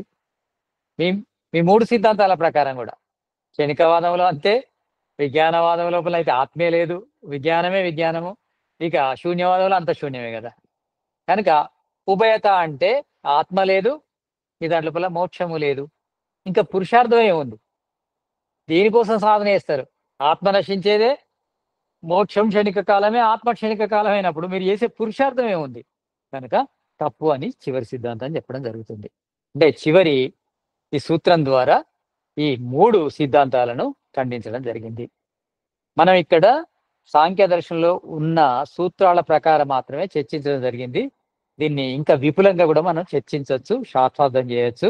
ఆ మూడు సిద్ధాంతాలను కానీ ఇలాంటి అబద్ధ సిద్ధాంతాలన్నింటినీ కూడా ఖండించడానికి వైదిక ధర్మం లోపల వేల ప్రమాణాలు ఉన్నాయి. ఇక మనం దేనికోసం వెతుకుతున్నాం ఇక్కడ సాంఖ్య దర్శనం లోపల? బంధానికి కారణం ఏంటో తెలుసుకోవడం కోసం ఉన్నాం మనం. ఆ కారణాన్ని వెతికే మార్గం లోపల ఈ మూడు రకాల వ్యక్తులు మనకు తారసపడ్డారు. వాళ్ళని ఖండించాం. కానీ మనకు కారణం తెలవాలి కదా. ఈ బంధానికి కారణం ఏంటిది? నా గతి విశేషాత్. గతి కూడా కారణం కాదంటున్నాడు. గతి అంటే గమనం. దేని గమనం? ఆత్మ గమనం. ఆత్మ గమనము ఉందా? అసలు ఆత్మ గతి చెందుతుందా? గతి అంటే మూవ్ కావడం. ఆత్మ మూవ్ అవుతుందా? ఆత్మ మూవ్ కాదు. నిష్క్రియ పురుష అనుంది సూత్రం. పురుషుడు ఏం పని చేయడు, ఆత్మ ఏం పని చేయదు. ఆత్మ లోపల గతి లేదు. గతి ఎలా కలుగుతుంది? శరీరం ద్వారా గతి కలిగింది, మనసు ద్వారా గతి కలుగుతుంది, లోపల ఉన్న సూక్ష్మ శరీరం ద్వారా గతి కలుగుతుంది ఆత్మకు. తాను స్వయంగా గతి చెందలేదు, మూవ్ కాలేదు. నా గతి విశేషాత్. గతి వల్ల ఆత్మకు బంధం కలగలేదు, ఎందుకంటే ఆత్మ లోపల గతే లేదు. ఇది చాలా సాంఖ్య దర్శనం లోపల ఈ క్రిటికల్ ప్రిన్సిపల్. ఇది అసలు ఆత్మ కర్త అంటారు, ఆత్మ నిష్క్రియ అంటారు. రెండు వ్యతిరేకంగా ఉన్నాయి కదా. ఏదైతే క్రియ చేస్తుందో అది కర్త అవుతుంది, కానీ నిష్క్రియ అయినప్పుడు కర్త ఎలా అవుతుంది? కర్త గాంధీ భోక్త ఎలా అవుతుంది? సాంఖ్య దర్శనం మీద చాలా చాలా వివాదాలు ఉంటాయి. సాంఖ్య దర్శనం పైన చాలా చాలా శాస్త్రార్థాలు జరుగుతుంటాయి. సాంఖ్య దర్శనాన్ని నాస్తికులు కూడా ఇది నాస్తికమైన దర్శనం అంటారు. ఇంకా కొంతమంది వైదికులకు కూడా ఇది అర్థం కాదు సాంఖ్య దర్శనం. సాంఖ్య దర్శనం అర్థమైతే మిగతా దర్శనాలన్నీ అర్థం అవుతాయి. మిగతా దర్శనాలన్నీ అర్థమైతే వైదిక సిద్ధాంతం అర్థం అవుతుంది. వైదిక సిద్ధాంతం అర్థమైతే సత్యమేదో తెలుస్తుంది. సత్యము తెలిస్తే మోక్షం లభిస్తుంది. కనుక సాంఖ్య దర్శనం చాలా ముఖ్యమైనది. అందులో ఈ సిద్ధాంతం ఏంది? నా గతి విశేష, ఆత్మ లోపల గతే లేదు. ఆత్మకు గతి వల్ల బంధం రాలేదు. కారణం ఏంటిది? నిష్క్రియస్త నిష్క్రియస్య తత్ అసంభవాత్.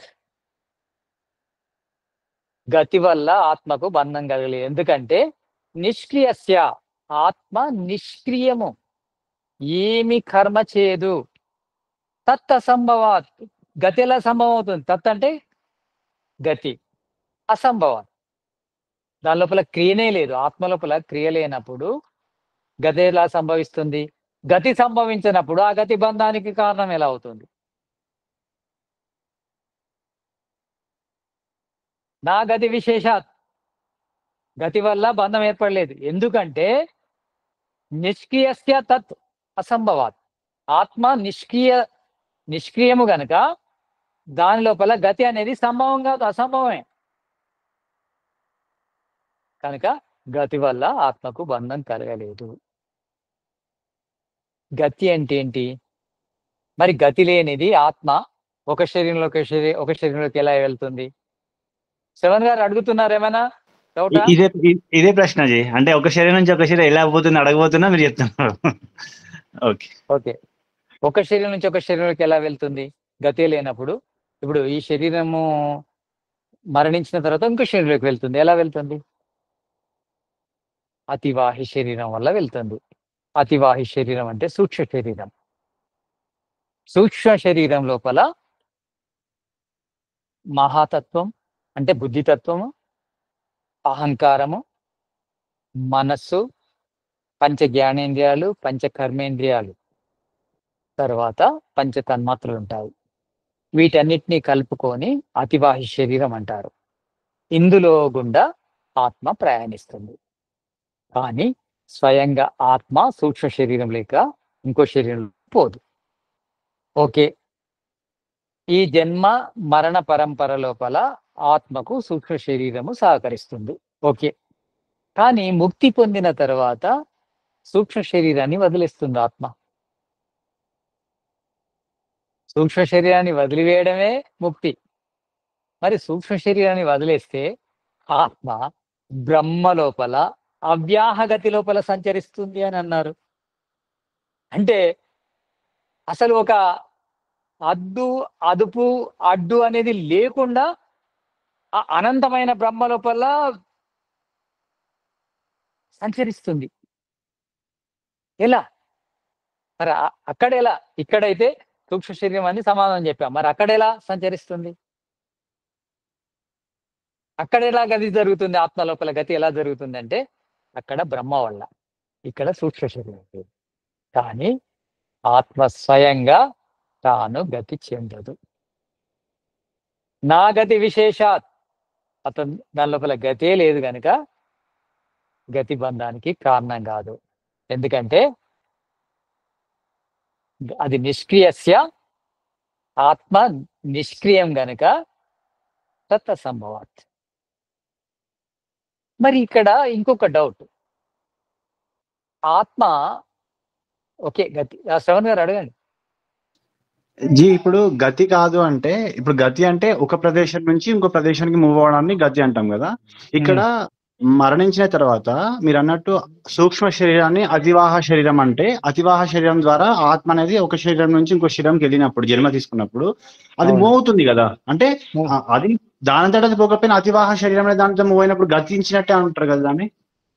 అదే చెప్పబోతున్నాను నేను, మీరు అడిగారు. అది గతి అంటే ఇప్పుడు ఈ పెన్ను ఉందండి. ఈ పెన్ను స్వయంగా కదలలేదు, కానీ ఇక్కడి నుంచి తీసి ఈ చేతిలోకి ఇవ్వచ్చు. ఈ పెన్ను గతి చెందిందంటాం మనం. అంటే పెన్ను స్వయంగా వెళ్ళకున్నా మన చేయి ద్వారా ఈ చేయిలోకి వచ్చేసింది. ఇది కూడా గతే. కానీ స్వయంగా గతి లేదు, ఇంకొక దాని ద్వారా గతి చెందుతుంది.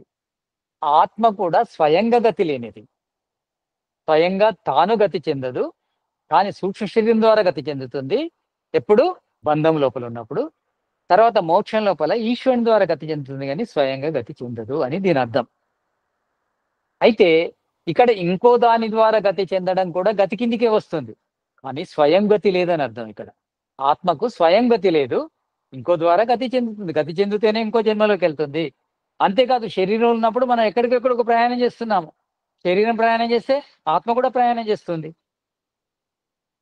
కనుక ఆ విధంగా గతి ఉంది, స్వయంగా గతి లేదు. దీని అర్థం అది. నరేష్ గారు అద్భుతంగా అడగండి. నరేష్ గారు గురూజీ, అడగండి. ఇది మనకి మోక్షంలో కూడా ఒక శరీరం ఉంటుందని విన్నాను. సంకల్ప దా- శరీరం అంటారు. అవును. సంకల్ప శరీరం అంటే ఆత్మ లోపల సంకల్పము అనేది కలుగుతూ ఉంటుంది, సంకల్ప వికల్పాలు కలుగుతూ ఉంటాయి. అది ప్రత్యేకమైన శరీరం కాదు, ఆత్మకు ఉన్న ఒక స్వరూపమే సంకల్ప శరీరం, ప్రత్యేకమైన శరీరం కాదు. అది ఈ ప్రకృతితో నిర్మించబడ్డ శరీరం కాదు, ఇంకొక ప్రత్యేకమైన పదార్థం కాదు ఆత్మని. తర్వాత మరి ఇప్పుడు నేను పెన్ను చూపెట్టాను, ఈ పెన్ను నేను ఇలా విసిరేసాను అనుకో, ఎక్కడో వెళ్ళి పడుతుంది. ఒక రాయిని తీసుకున్నాం అనుకోండి, విసిరామనుకోండి, ఎక్కడో దూరం వెళ్ళి పడుతుంది. మరి ఆత్మ అలాంటి గతి చెందుతుందా? చూడండి, పెన్నును నేను పట్టుకున్నాను, నా బలాన్ని ప్రయోగించి వదిలాను అనుకోండి, ఒక 10 మీటర్ల దూరంలో పడుతుంది. అదేవిధంగా ఒక క్రికెట్ బాల్ పట్టుకుంటారు, ఆ బాల్ను విసురుతారు, అది అక్కడ ఎక్కడికో వెళ్ళిపోతుంది, ఆ వికెట్లను దాటి వెళ్ళిపోతూ ఉంటుంది. అంటే అక్కడ బాల్ మీద ఈ చేతి ప్రయోగం జరిగితే బాల స్వయంగా వెళ్ళింది అది. మరి ఆత్మ అలా వెళ్తుందా? ఆత్మ అలా కూడా వెళ్ళదు, ఆత్మను పట్టుకోలేము కదా. పట్టుకోలేము. ఇక్కడ ఏంటంటే ఒక జడ పదార్థాన్ని పట్టుకొని మనం విసిరొచ్చు, అది స్వయంగా వెళ్ళి ఇంకో చోటికి, అంటే దీన్ని వేరే ప్రదేశాన్ని పొందగలదు, వేరే స్థలంలోకి చేరుకోగలదు. కానీ ఆత్మ అలా కాదు, ఆత్మను విసిరరాదు. ఈ పెన్ను అనేది జడ పదార్థం కనుక దీన్ని విసిరగలుగుతాం, ఎందుకంటే దీన్ని చేతితో పట్టుకోవచ్చు, దీనిలో స్పర్శ ఉంది కనుక. ఇలాంటి గతి కాదు ఆత్మకున్నది, స్వయంగా గతి చెందదు, ఈ జడ పదార్థాన్ని విసిరినట్టు విసిరరాదు. ఒకవేళ అలా విసరగలిగితే ఆత్మ కూడా జడ పదార్థం అవుతుంది. మరి అంటే ప్రతి జడ పదార్థాన్ని విసరగలం మనం, దాంతో మనం ఉండవలసిన అవసరం లేదు. ఒకసారి ఫోర్స్ మనం దాని మీద ప్రయోగించామనుకోండి, అది వెళ్ళిపోతుంది ముందుకు.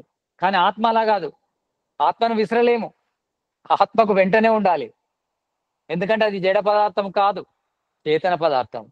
ఇక్కడ ఇంకొక సూత్రం చెప్తున్నాడు సిద్ధాంతి, మూర్తత్వాద్ ఘటాధివత్ సమాన ధర్మపత్తౌ అపసిద్ధాంత.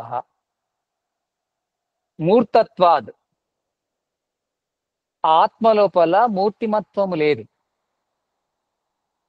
అంటే దానికి ఒక మూర్తి అనేది లేదు, అంటే ఒక స్వరూపం అనేది లేదు ఆత్మకు, ఒక జడ స్వరూపం అనేది ఆత్మకు లేదు. ఘటాధివత్, ఘటాధివత్ అంటే కుండలాగా. ఇక్కడ ఎగ్జాంపుల్ మనకు శాస్త్రాల లోపల ఘటము, పటము, మఠం అని వస్తాయి. ఘటము అంటే కుండ, పటము అంటే వస్త్రము, మఠము అంటే ఇల్లు. ఇవే 3 ఎగ్జాంపుల్ గా తీసుకొని చెప్తుంటారు. ఇక్కడ ఈ సూత్రం లోపల కూడా మూర్తత్వాద్ ఘటాధివత్ అంటే కుండలాగా ఇది మూర్తిమంతమైన పదార్థం కాదు ఆత్మ అనేది. ఒకవేళ అది అలా విసిరబడితే, అంటే మనము చేయిని పట్టుకొని ఒకరు జడ పదార్థాన్ని విసిరినట్టే ఆత్మను అలా విసిరగలిగితే ఆత్మ అనేది జడ పదార్థం అవుతుంది. సమాన ధర్మపత్తవు అంటే కుండ లాంటి ధర్మాలు దానికి ఉన్నట్టే, అంటే దాని లోపల కూడా స్పర్శ, దాని లోపల కూడా రూపము, దాని లోపల కూడా వాసన, ఇవన్నీ ఉన్నట్టు అవుతుంది. కనుక మూర్తత్వాత్ ఘటాధివత్ సమాన ధర్మపత్తవు. ఒకవేళ అలా అయితే అపసిద్ధాంత, సిద్ధాంతానికి భంగం కలుగుతుంది. సిద్ధాంతం ప్రకారము ఆత్మ చేతన పదార్థం, జడ పదార్థం కాదు. జడ పదార్థము లోపలనే ఈ స్పర్శ అనేది ఉంటుంది, రూపం అనేది ఉంటుంది, వాసన అనేది ఉంటుంది, రుచి అనేది ఉంటుంది, శబ్దము అనేది ఉంటుంది. కానీ అవి 5 లేనిది, 5 విషయాలతో సంబంధం లేనిది కనుకనే ఆత్మ అది జడ పదార్థం కాదు, అది చేతన పదార్థం కనుక ఈ జడ పదార్థాలను విసిరినట్టు కూడా ఆత్మను గతి చెందించలేము. స్వయంగా గతి చెందదు, ఇంకొకరి ద్వారా గతి చెందదు. అంటే ఒకరు విసిరితే, అంటే కుండలాగా పెన్నులాగా విసిరరాదు దాన్ని, ఎందుకంటే అది జడ పదార్థం కాదు. దీని యొక్క గతి వేరే రకంగా ఉంది. సూక్ష్మ పదార్థం ద్వారా అది గతి చెందుతుంది, సూక్ష్మ శరీరం ద్వారా.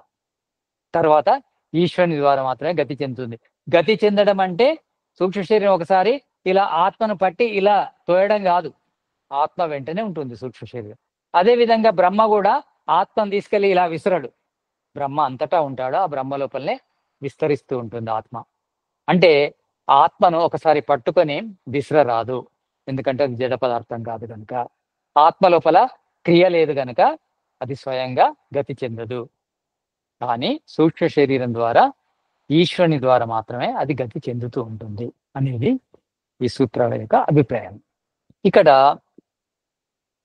కర్మ అంటే కర్త ఎలా ఉంది, ఇది ఆత్మ అనేది కర్త ఎలా అయింది? మనకు ఒక డౌట్ వస్తుంది.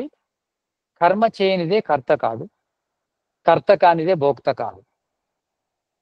కర్మ అనేది మరి శరీరం చేస్తుంది అంటున్నాము, శరీరమో సూక్ష్మ శరీరమో కలిసి చేస్తున్నాయి కదా కర్మ, ఆత్మ చేయట్లేదు. మరి సూక్ష్మ శరీరము, స్థూల శరీరము, లేదా వీటన్నిటి కలుపుకొని మనసు చేస్తుంది పని అనుకుందాము. లేకపోతే రాబోయే సిద్ధాంతం ప్రకారము అహంకారకర్త నా పురుష అనేది ఒక సూత్రం ఉంది. అహంకారం మాత్రమే చేస్తుంది. అహంకారం అంటే ఏంటంటే అంతఃకరణం మాత్రమే పనులు చేస్తుంది, దానికి అనుకూలంగా స్థూల శరీరం స్పందిస్తుంది, అలా పనులు జరుగుతున్నాయి అనేది ఉంది. అంటే మరి ఈ జడ పదార్థము పని చేసినప్పుడు, ఆత్మ పని చేయనప్పుడు ఆత్మ భోక్త ఎలా అవుతుంది? ఆత్మ ఎందుకు భోగిస్తుంది? ఈ పని చెడ్డది కనుక నువ్వు దుఃఖాన్ని అనుభవించు అంటే ఆత్మని దుఃఖాన్ని అనుభవిస్తుంది. ఈ పని మంచిది కనుక సుఖాన్ని అనుభవించు అంటే ఆత్మని సుఖాన్ని అనుభవిస్తుంది. మరి భోగము, భోక్తృత్వము ఆత్మకి ఎలా వచ్చాయి? కర్తృత్వం లేనప్పుడు. కార్యము చేయనిదే కర్తృత్వం రాదు కదా, కర్తృత్వం రానిదే భోక్తృత్వం రాదు కదా. మరి భోక్త ఎలా అయింది ఆత్మ? సుఖాన్ని దుఃఖాన్ని ఎలా భోగిస్తుంది కర్త కానప్పుడు? కర్త శరీరం అయినప్పుడు ఆత్మ ఎందుకు భోగాలను అనుభవిస్తుంది, దుఃఖాన్ని సుఖాన్ని? అంటే ఇక్కడ మనకు చరక సమితి లోపల ఒక సూత్రం వస్తుంది. ఆ సూత్రం ఏంటంటే, మనస్సు అనేది కర్మ చేస్తుంది. చేతనవాన్ యదచ్చాత్మ తథా కర్త నిరుచ్యతే. ఆత్మను కర్త ఎందుకన్నారంటే అది చేతనమైంది గనక. అచేతన క్రియావచ్చ మనః చేతయిత పరః. ఇది చరక సంహితలోని శ్లోకం. చేతనవాన్ యదాచ్యాత్మ తథా కర్త నిరుచ్యతే అచేతన్ క్రియావచ్చ మనః చేతయిత పరః. మనస్సు కర్మ చేసినప్పటికీ, మనస్సు క్రియలు చేసినప్పటికీ అది కర్త కాదు. కారణం ఏదంటే అది జడ పదార్థం కనుక. ఆత్మ క్రియ చేయదు, కానీ ఆత్మ డైరెక్షన్ లోపల మనసు పని చేస్తుంది కనుక ఆత్మ ఇచ్ఛకు అనుకూలంగా, ఆత్మ జ్ఞానానికి అనుకూలంగా మనసు పనులు చేయడం ద్వారా మనసు కర్త కాదు, ఆ విధంగానే భోక్త కాదు. ఎందుకంటే మనస్సు జడ పదార్థం కనుక. మనసు పని చేస్తుంది కానీ చేతనం కాదు కనుక అది కర్త కాదు. ఆత్మ పని చేయట్లేదు కానీ అది చేతనం కనుక కర్త అవుతుంది అనేది ఈ సిద్ధాంతం యొక్క అర్థం. అంటే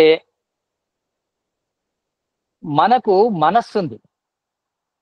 ఇక్కడ మనస్సు అంటే గుర్తుపెట్టుకోవాలి, సూక్ష్మ శరీరం అని అనుకోండి. అంటే శాస్త్రం లోపల ఒక మనసు వస్తే మనసే అని అనుకొని విడదీయకూడదు.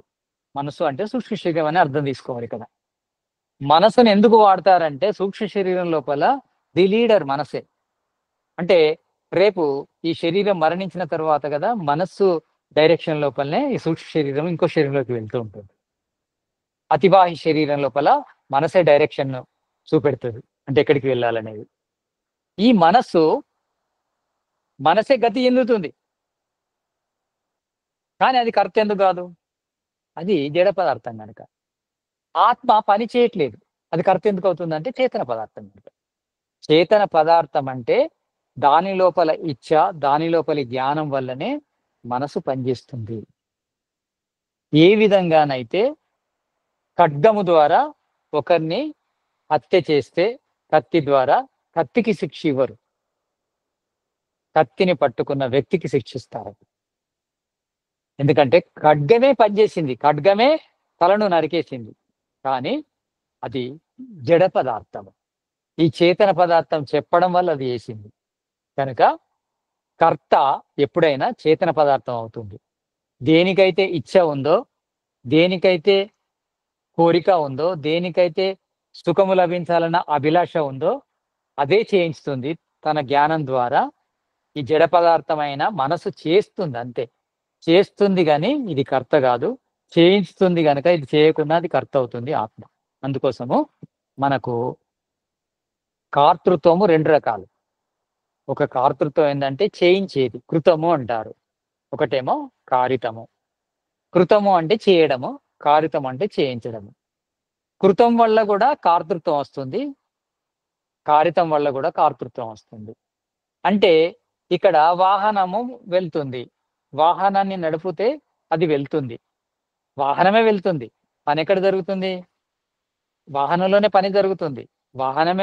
వాహనంలోని ఇంధనమే చక్రాలను తిప్పుతుంది, కానీ డ్రైవర్ నడుపుతున్నాడనే వస్తుంది పేరు. అంటే ఇక్కడ డ్రైవర్ కాతృత్వము, కారు కాతృత్వం రెండు ఉన్నాయి. కారు లోపల కూడా కారు లోపల కూడా కర్మ జరుగుతుంది, డ్రైవర్ లోపల కూడా కర్మ జరుగుతుంది. డ్రైవర్ లోపల వచ్చే కాతృత్వం అనేది అది ఫలితానికి సంబంధించి ఉంటుంది. ఇప్పుడు ఉదాహరణకి ఒక కారు ఎవరికైనా యాక్సిడెంట్ చేసింది అనుకోండి, కారుకు పనిష్మెంట్ ఇవ్వరు, డ్రైవర్కి ఇస్తారు. అదేవిధంగా ఈ మనస్సు అనే ఒక సాధనం ద్వారా ఆత్మ పనిచేస్తుంది. ఈ జడ సాధనం ద్వారా ఆత్మ పనిచేస్తుంది, అందుకే ఆత్మ కర్త అవుతుంది.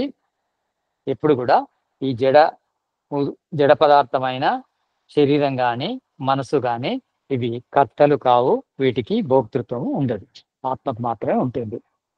తర్వాత మీరు ఏమైనా సందేహాలు ఉంటే ప్రశ్నలు అడగచ్చు, నేను క్లోజ్ చేసిన తర్వాత. మీరు వీలైతే నోట్ చేసుకోండి ప్రశ్నలు వచ్చినాయి. ఇక్కడికి అయిపోయింది. ఇక అంటే గతి ద్వారా మనకు బంధం కలగట్లేదు అని తేలిపోయింది. గతి శృతి, ఇంకొక సూత్రం వస్తుంది. గతి శృతి అపి ఉపాధి యోగాత్ ఆకాశాదివత్. మనకు చాలా శాస్త్రాల లోపల ఆత్మను కర్తగానే చెప్తారు, ఆత్మను కర్తగానే చెప్పడం జరిగింది. కర్తృత్వము ఆత్మదే అని చెప్పడం జరిగింది. కారణం ఏంటంటే అది చేతన పదార్థం కనుక. కానీ ఆకాశాదివత్ అంటే గతి శృతి, అంటే శృతి లోపల గతి అనేది చెప్పడం జరిగింది, కానీ దేని వలన అంటే ఆకాశాదివత్, ఉపాధి యోగాత్ ఆకాశాదివత్. ఉపాధి యోగాత్ దేని వల్ల ఆత్మకు గతి ఉంది అని చెప్పడం జరిగింది అంటే సూక్ష్మ శరీరం వల్ల గతి ఉందని చెప్పడం జరిగింది. గతి అంటే తాను స్వయంగా గతిస్తుందని చెప్పడం జరగలేదు. ఆకాశాదివత్ అంటే ఏంటంటే ఆకాశము ఎప్పుడు కూడా కలుషితం కాదు. కాలుష్యం అనేది వాయువులో అవుతుంది, ఆకాశంలో కాదు. కర్మ అనేది శరీరంలో జరుగుతుంది, ఆత్మలో జరగదు. ఆకాశం మలినపడిందంటే ఆకాశం మలినపడదు ఎప్పుడు కూడా. ఆకాశము స్వచ్ఛమైందే, ఆకాశంలో ఉన్న పదార్థాలు మలినమవుతాయి. అదేవిధంగా ఆకాశము లాగా ఆత్మ లోపల గతి ఉంది అంటే సూక్ష్మ శరీరం ద్వారా గతి చెందుతుంది, తాను స్వయంగా గతి చెందదు అని శాస్త్రాల లోపల, అంటే శృతి లోపల, వేదాల లోపల, ఉపనిషత్తుల లోపల, బ్రాహ్మణాల లోపల ఆత్మకు గతి ఉందని ఎలా చెప్పబడిందంటే సూక్ష్మ శరీరం ద్వారా, బ్రహ్మ ద్వారా మాత్రమే గతి ఉంది అని చెప్పడం జరిగింది. ఏ విధంగానైతే ఆకాశానికి ఏది అంటదో అదే విధంగా ఆత్మ కూడా ఏమంటదు. అంటే అసంగః అయం పురుషః అనేది ఒకటి వస్తుంది. దీనిలో కూడా వచ్చింది అసంగః అయం పురుష ఇతి అని. అంటే ఎప్పుడు కూడా ఆత్మకి ఏది అంటుకోదు అది వాస్తవానికి. అంటే ప్రకృతితోని ఆత్మకు సంబంధం ఏం లేదు. కానీ ఆత్మ కోసము ప్రకృతి పనిచేస్తుంది గనక ఆత్మ జడ పదార్థం గనక తన కోసం ఏం చేసుకోదు. సంఘాత్ పరాద్వాత్ పురుషస్య అనేది ఒక సూత్రం ఉంది. సంఘాత్ పరద్వాత్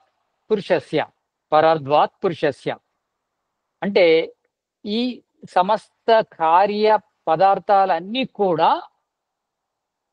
పరుల కోసం అంటే పురుషుడి కోసమే. పరార్ద్వాత్ పురుషస్య ఆత్మ కోసమే చేస్తున్నాయి. అంటే ఈ మనసు గాని, అహంకారం గాని, బుద్ధితత్వం గాని, మిగతా సూక్ష్మ శరీరం గాని అవి పని చేస్తున్నాయి. అవే చేస్తున్నాయి. ఈ స్థూల శరీరం గాని పని చేస్తున్నాయి. ఇందులోనే క్రియ జరుగుతుంది. దీని లోపలి శక్తి ఖర్చు అవుతుంది. ఆత్మ లోపల శక్తి ఉండదు. శక్తి ఎక్కడిది? రజోగుణాంది. ప్రకాశ క్రియ స్థితిశీలం భూతేంద్రియాత్మకం భోగాపవర్గార్థం దృశ్యం. క్రియ ఎక్కడుంది? రజోగుణంలో ఉంది. రజో కణం లోపల క్రియ ఉంది. మన శరీరంలో క్రియలు జరుగుతున్నాయంటే రజోగుణం వల్ల క్రియలు జరుగుతున్నాయి, ఆత్మ వల్ల కాదు. ఈ ప్రపంచం లోపల ఎక్కడ క్రియ జరిగినా అది రజోగుణంతో జరుగుతుంది. రజో కణాల వల్ల క్రియలు జరుగుతున్నాయి. ఆత్మ అనేది ఆత్మ కోసం పనిచేస్తున్నాయి. ఇవి పరార్ద్వాత్ పురుషస్య ఆత్మ కోసం పనిచేస్తున్నాయి.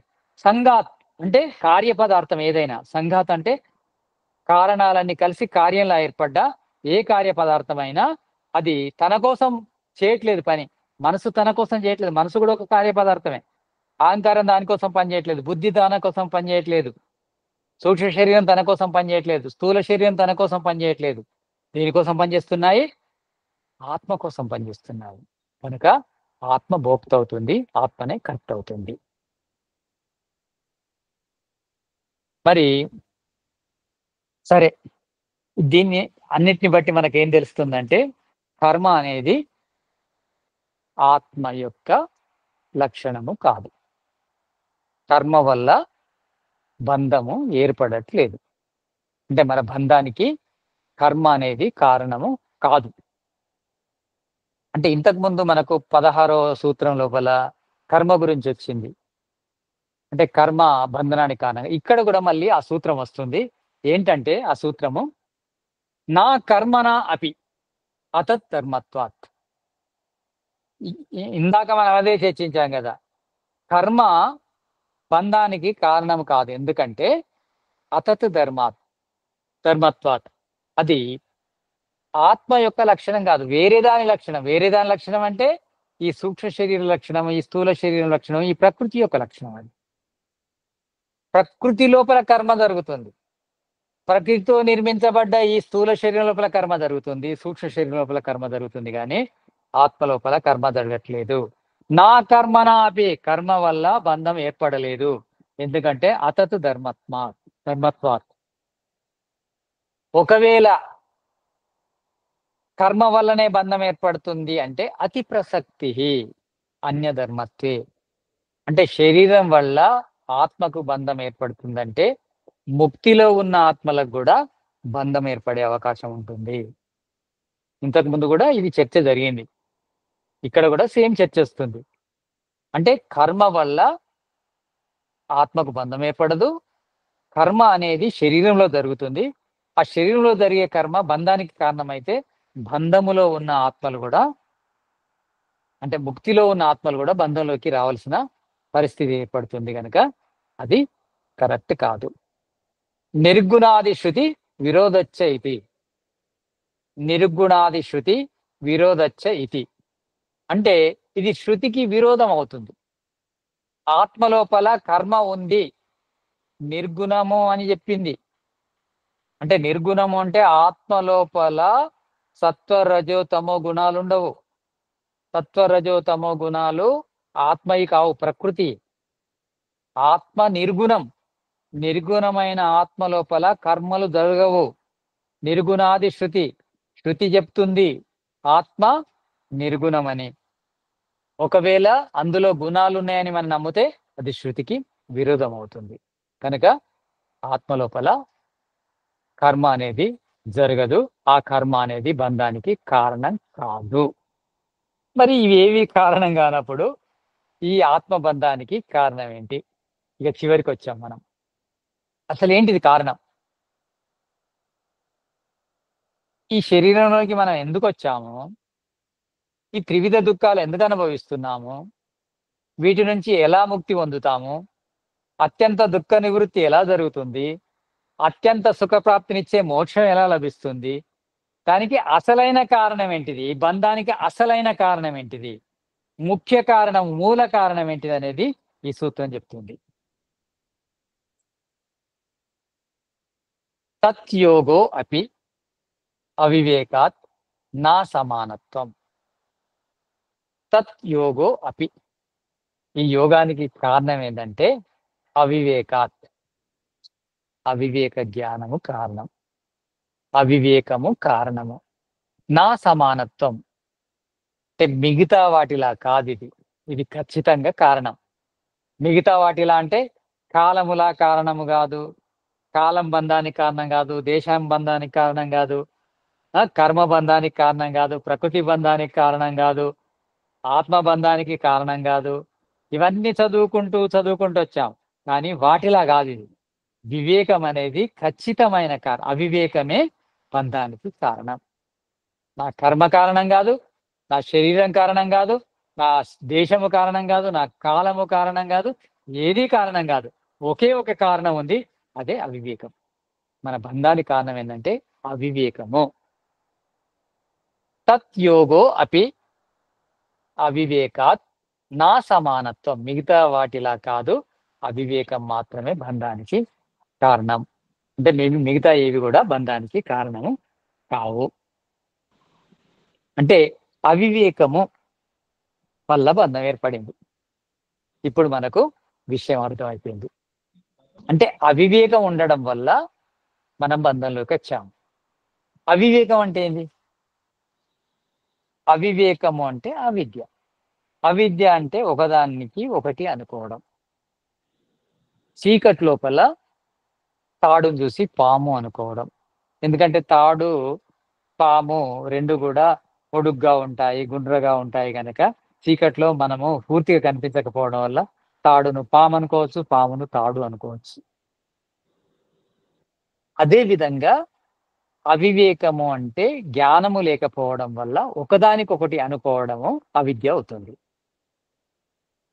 అంటే ఒకదానికి ఒకటి అనుకోవడం ద్వారా మనము బంధంలోకి వచ్చాము. అంటే ఈ జన్మ లోపల బంధించబడ్డాము. ఈ 3 రకాల దుఃఖాలను అనుభవిస్తున్నాము.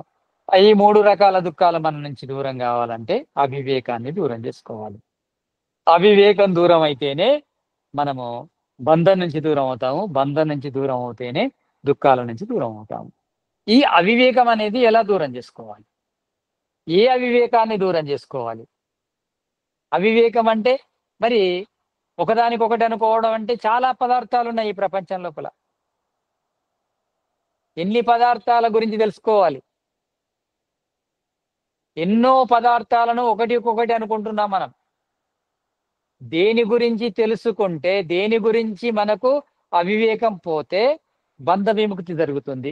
లేకుంటే అన్ని పదార్థాల యొక్క వివేక జ్ఞానం కావాలా మనకు? అవివేకం ఎలా వస్తుంది? అవివేకం ఎలా దూరం అవుతుంది?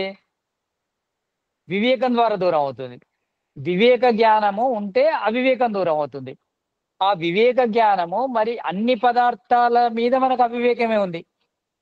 కొన్ని పదార్థాల గురించి మనకు ఉన్నట్టు తెలుసు, కానీ చాలా పదార్థాల గురించి ఉన్నట్టు తెలియదు. ఈ ప్రపంచ లోపల సూర్యుని గురించి పూర్తిగా ఉన్నట్టు తెలియదు, చంద్రుని గురించి ఉన్నట్టు తెలియదు, వాయువు గురించి ఉన్నట్టు తెలియదు, భూమి గురించి ఉన్నట్టు తెలియదు, పాలపుంత అంటే ఉన్నట్టు తెలియదు, సౌర కుటుంబం అంటే ఉన్నట్టు తెలియదు, బ్రహ్మాండం అంటే ఉన్నట్టు తెలియదు, ఈ జగత్ అంటే ఉన్నట్టు తెలియదు. మరి ఇవన్నిటినీ తెలుసుకోవాలా బంధం నుంచి దూరం కావాలంటే? లేదు. చెప్తుంది ఈ సూత్రం, నియత్ కారణాత్ తత్ ఉచ్చిత్తి ద్వాంతవత్. నియత్ కారణాత్ తత్ ఉచ్చిత్తి ద్వాంతవత్. ఏ విధంగానైతే అంటే అవివేకం అనేది ఒక చీకటి లాంటిది. చీకటిని దూరం చేయాలంటే మనము వెలుగును తీసుకురావాలి. వెలుగును తీసుకొస్తే చీకటి దూరం అవుతుంది. ఈ రూమ్ చీకటయిందనుకోండి. రూము చీకటయినప్పుడు ఏం చేస్తాం మనము? జస్ట్ కర్టెన్స్ ఉంటే కర్టెన్స్ ఓపెన్ చేయండి అంటాము. డోర్స్ ఓపెన్ చేయమంటాము. అప్పుడు లోపలికి మనకు ఉన్నదున్నట్టుగా కనిపిస్తుంది. చీకటి పోతుంది. లోపల ఉన్న చీకటి పోతుంది. అంటే డోర్లు ఓపెన్ చేయడం ద్వారా, కర్టెన్స్ తొలగించడం ద్వారా మనకు చీకటి లోపల రూమ్‌లో ఉన్న చీకటి పోతుంది. ఓకే. అంటే ఇక్కడ చీకటి తొలగడానికి కారణము డోర్స్ తీయడమా? డోర్స్ తీసామనుకోండి, అది పగలైతే మనకు వెలుగొస్తుంది. అదే అమావాస్య రాత్రి అనుకోండి, డోర్స్ తీస్తే వెలుగొస్తదా? రాదు. లైటేస్తే వెలుగొస్తది. అంటే చీకటి తొలగడం అంటే ప్రకాశాన్ని ఇవ్వడం. చీకటిని తొలగించాలంటే డోర్స్ తీయడము, లైట్ వేయడము, దీపం వెలిగించడం అని కాదు. వెలుగునిస్తే చీకటి పోతుంది. వెలుగునిస్తే చీకటి పోతుంది. వెలుగును మనము ఇవ్వాలంటే ఏ పదార్థాన్నైనా వాడొచ్చు. మనం దీపాన్ని వాడొచ్చు, బల్బును వాడొచ్చు, డోర్స్ ఓపెన్ చేయొచ్చు, ఇంకేదో రకంగా లైట్‌ను సృష్టించొచ్చు. మనకు చీకటిని తొలగించేది ఏంటి?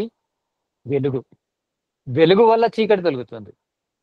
అదే విధంగా అవివేకాన్ని తొలగించేది ఏందంటే వివేకం. వివేక జ్ఞానము అవివేకాన్ని తొలగిస్తుంది. అంటే వివేకం రావడం కోసము మనం రకరకాల సాధనలు చేస్తున్నాం. మనకొక సూత్రం వస్తుంది. నయమాత్మ బలహీనేన లభ్యః. అంటే బలహీనులకు ఆత్మ లభించదని ఉంది. దానికి మనం ఏమనుకుంటామంటే బలమొస్తే ఆత్మ లభిస్తది కావచ్చు అనుకుంటాం. అని మనం ఏం చేస్తాము? ఎక్సర్సైజ్ చేయడము, రకరకాల ఆసనాలు వేయడము, ప్రాణాయామం చేయడము, మంచి పదార్థాలు తినడము, బాగా రెస్ట్ తీసుకోవడము, కుస్తీ పట్టడం ఇట్లాంటివి చేస్తుంటాం. దానివల్ల ఆత్మ లభిస్తదా? లభించదు. మరి నయమాత్మ బలహీనేన లభ్యః అన్నారు కదా! ఆత్మ లభించాలంటే బలవంతులు కావాలన్నారు కదా! అంటే బలవంతుడైతే బాగా చదవగలడు. సత్యాసత్యాలు నిర్ణయించగలడు. సాధన చేయగలడు అని అర్థం. అంటే ఇండైరెక్ట్‌గా బలము లేనిదే వివేకం రాదు. కొన్ని చోట్లొస్తుంది. ఆహ్, అంటే యోగ సాధన లోపల ఇప్పుడు హఠయోగం ఉంది. ఫలానా హఠయోగం చేస్తే వస్తుంది, ఆత్మ లభిస్తుంది అని అంటారు. హఠయోగం వల్ల ఆత్మ లభించదు. హఠయోగం వల్ల నీ అవిద్య క్షీణిస్తే ఆత్మ లభిస్తది. అంటే హఠయోగంలో రకరకాల యోగ క్రియలుంటాయి. ఏది చెప్పినా అంటే శాస్త్రము లోపల ఏ విషయం చెప్పినా అది యోగ సాధన కావచ్చు, ధర్మ సాధన కావచ్చు, ఇంకేదైనా పుణ్య సాధన కావచ్చు. ఏవైనా అవి ప్రత్యక్షంగా అవివేకాన్ని తొలగించవు. అవి చేయడం ద్వారా మన లోపల వివేకం ఉదయిస్తుంది చూడండి. ఆ వివేకం అవివేకాన్ని తొలగిస్తుంది. ఏ విధంగానైతే మనము డోర్స్ ఓపెన్ చేయడము, కర్టెన్స్ తొలగించడం ద్వారా వెలుగొచ్చిందో, లైట్ వేస్తే వెలుగొచ్చిందో, ఇవి రకరకాల కారణాలున్నాయి. మనకు లైట్ ముఖ్యం ఇక్కడ. కర్టెన్లు తొలగించడమా, డోర్లు తీయడమా, లైట్ వేయడమా, దీపం వెలిగించడమా కాదు ఇక్కడ. వెలుగు రావడం ముఖ్యం. అదే విధంగా వివేకం ఉదయించడం కోసం ఆసనాలు వేయడమా, ప్రాణాయామం చేయడమా, హఠయోగం చేయడమా, ఇంకా యోగ క్రియలు వేరే చేయడమా, శరీరాన్ని బలంగా చేసుకోవడం అనేది ఇవి పరోక్షంగా సహకరిస్తాయి. ప్రత్యక్షం కాదు. ప్రత్యక్షంగా సహకరించేది ఒకటే. ఏంటిది? వివేక జ్ఞానం. వివేక జ్ఞానం రావడం కోసము మనం ప్రయత్నం చేయాలి. నియత్ కారణాత్ తత్ ఉచ్ఛిత్తి. నియత్ కారణం, నిశ్చితమైన కారణం ఏంటిది? ఏ విధంగానైతే చీకటిని తొలగించడానికి నిశ్చితమైన కారణం ఏంటిది? వెలుగు. అదే విధంగా అవివేకాన్ని తొలగించడానికి నిశ్చితమైన కారణం ఏంటిది? వివేకం. ఆ వివేకం కావాలి. ద్వాంతవత్ చీకటిని తొలగించే వెలుగులాగా అవివేకాన్ని తొలగించే వివేకం కావాలి. వివేక జ్ఞానం కావాలి. కనుక వివేక జ్ఞానము కావాలి. మరి దేనికి సంబంధించిన వివేక జ్ఞానం కావాలి? వివేక జ్ఞానం అంటే ఏంటంటే తత్వజ్ఞానం. తత్వజ్ఞానం అంటే వస్తువులను ఉన్నది ఉన్నట్టు తెలుసుకోవడం. వస్తువును ఉన్నది ఉన్నట్టు తెలుసుకోవాలి. దాన్ని ఏమంటారు? తత్వజ్ఞానం లేదా వివేక జ్ఞానం అంటారు. మరి ఎన్ని వస్తువుల గురించి ఉన్నది ఉన్నట్టు తెలుసుకుంటే ఆత్మబంధము విడిపోతుంది? ఎన్నిటి గురించి తెలుసుకోవాలి అనే దానికి ఈ సూత్రం చెప్తుంది. ప్రధాన్ అవివేకాత్ అన్య అవివేకస్య తద్దానే హానం. ప్రధాన అవివేకాత్, ప్రధానం గురించి ప్రధానం యొక్క అవివేకాన్ని తొలగిస్తే, అన్య అవివేకస్య దానికి సంబంధించిన మిగతా అవివేకాలన్నీ కూడా తొలగిపోతాయి. తద్దానే హానం, అది హానం అయితే మిగతా అన్ని హానం అయిపోతాయి. తత్ హానే హానం. తద్దానే హానం అంటే తత్ హానే, అది అంటే ప్రధానము యొక్క అవివేకము నశిస్తే దానికి సంబంధించిన మిగతా వాటి అవివేకాలన్నీ నశిస్తాయి. ఇక్కడ ప్రధానం అంటే ఏంటి కావాలి మనకు? ప్రధానము ప్రకృతి నుండి మొదలు, అంటే మూల ప్రకృతి నుంచి మహాతత్వం ఏర్పడింది. ఇక్కడ మూల ప్రకృతిని ఆత్మను కలిపి ప్రధానం అంటారు. మూల ప్రకృతి ఆత్మకు సంబంధించిన అవివేకం తొలగితే ఆ మూల ప్రకృతికి ఏర్పడ్డ ప్రకృతి కార్యాల లోపల ఉన్న అవివేకం తొలగిపోతుంది. ప్రధానము అంటే మూల ప్రకృతి, మూల ప్రకృతికి సంబంధించిన జ్ఞానము, ఆత్మకు సంబంధించిన జ్ఞానము మనకు లభిస్తే, అంటే ఆత్మ గురించి ఉన్నది ఉన్నట్టు, మూల ప్రకృతి గురించి ఉన్నది ఉన్నట్టు తెలిస్తే దానికి సంబంధించిన కార్యపదార్థాలు కూడా ఉన్నది ఉన్నట్టు తెలుస్తాయి.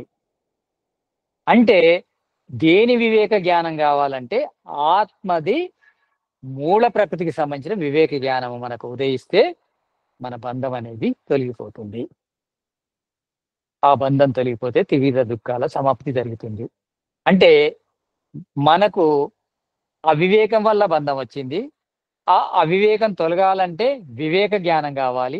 ఆ వివేక జ్ఞానము దేనిది కావాలంటే ప్రధానం యొక్క వివేక జ్ఞానం కావాలి. ప్రధానము అంటే ఆత్మ మూల ప్రకృతికి సంబంధించిన యథార్థ జ్ఞానం మనకు లభిస్తే మనము ఈ బంధం నుంచి దూరమై ముక్తిని పొందుతాము. ఈ రోజుకు ఈ సూత్రం వరకు క్లాస్ ఆపేద్దాము. మీకు ఏమైనా సందేహాలు ఉంటే అడగండి.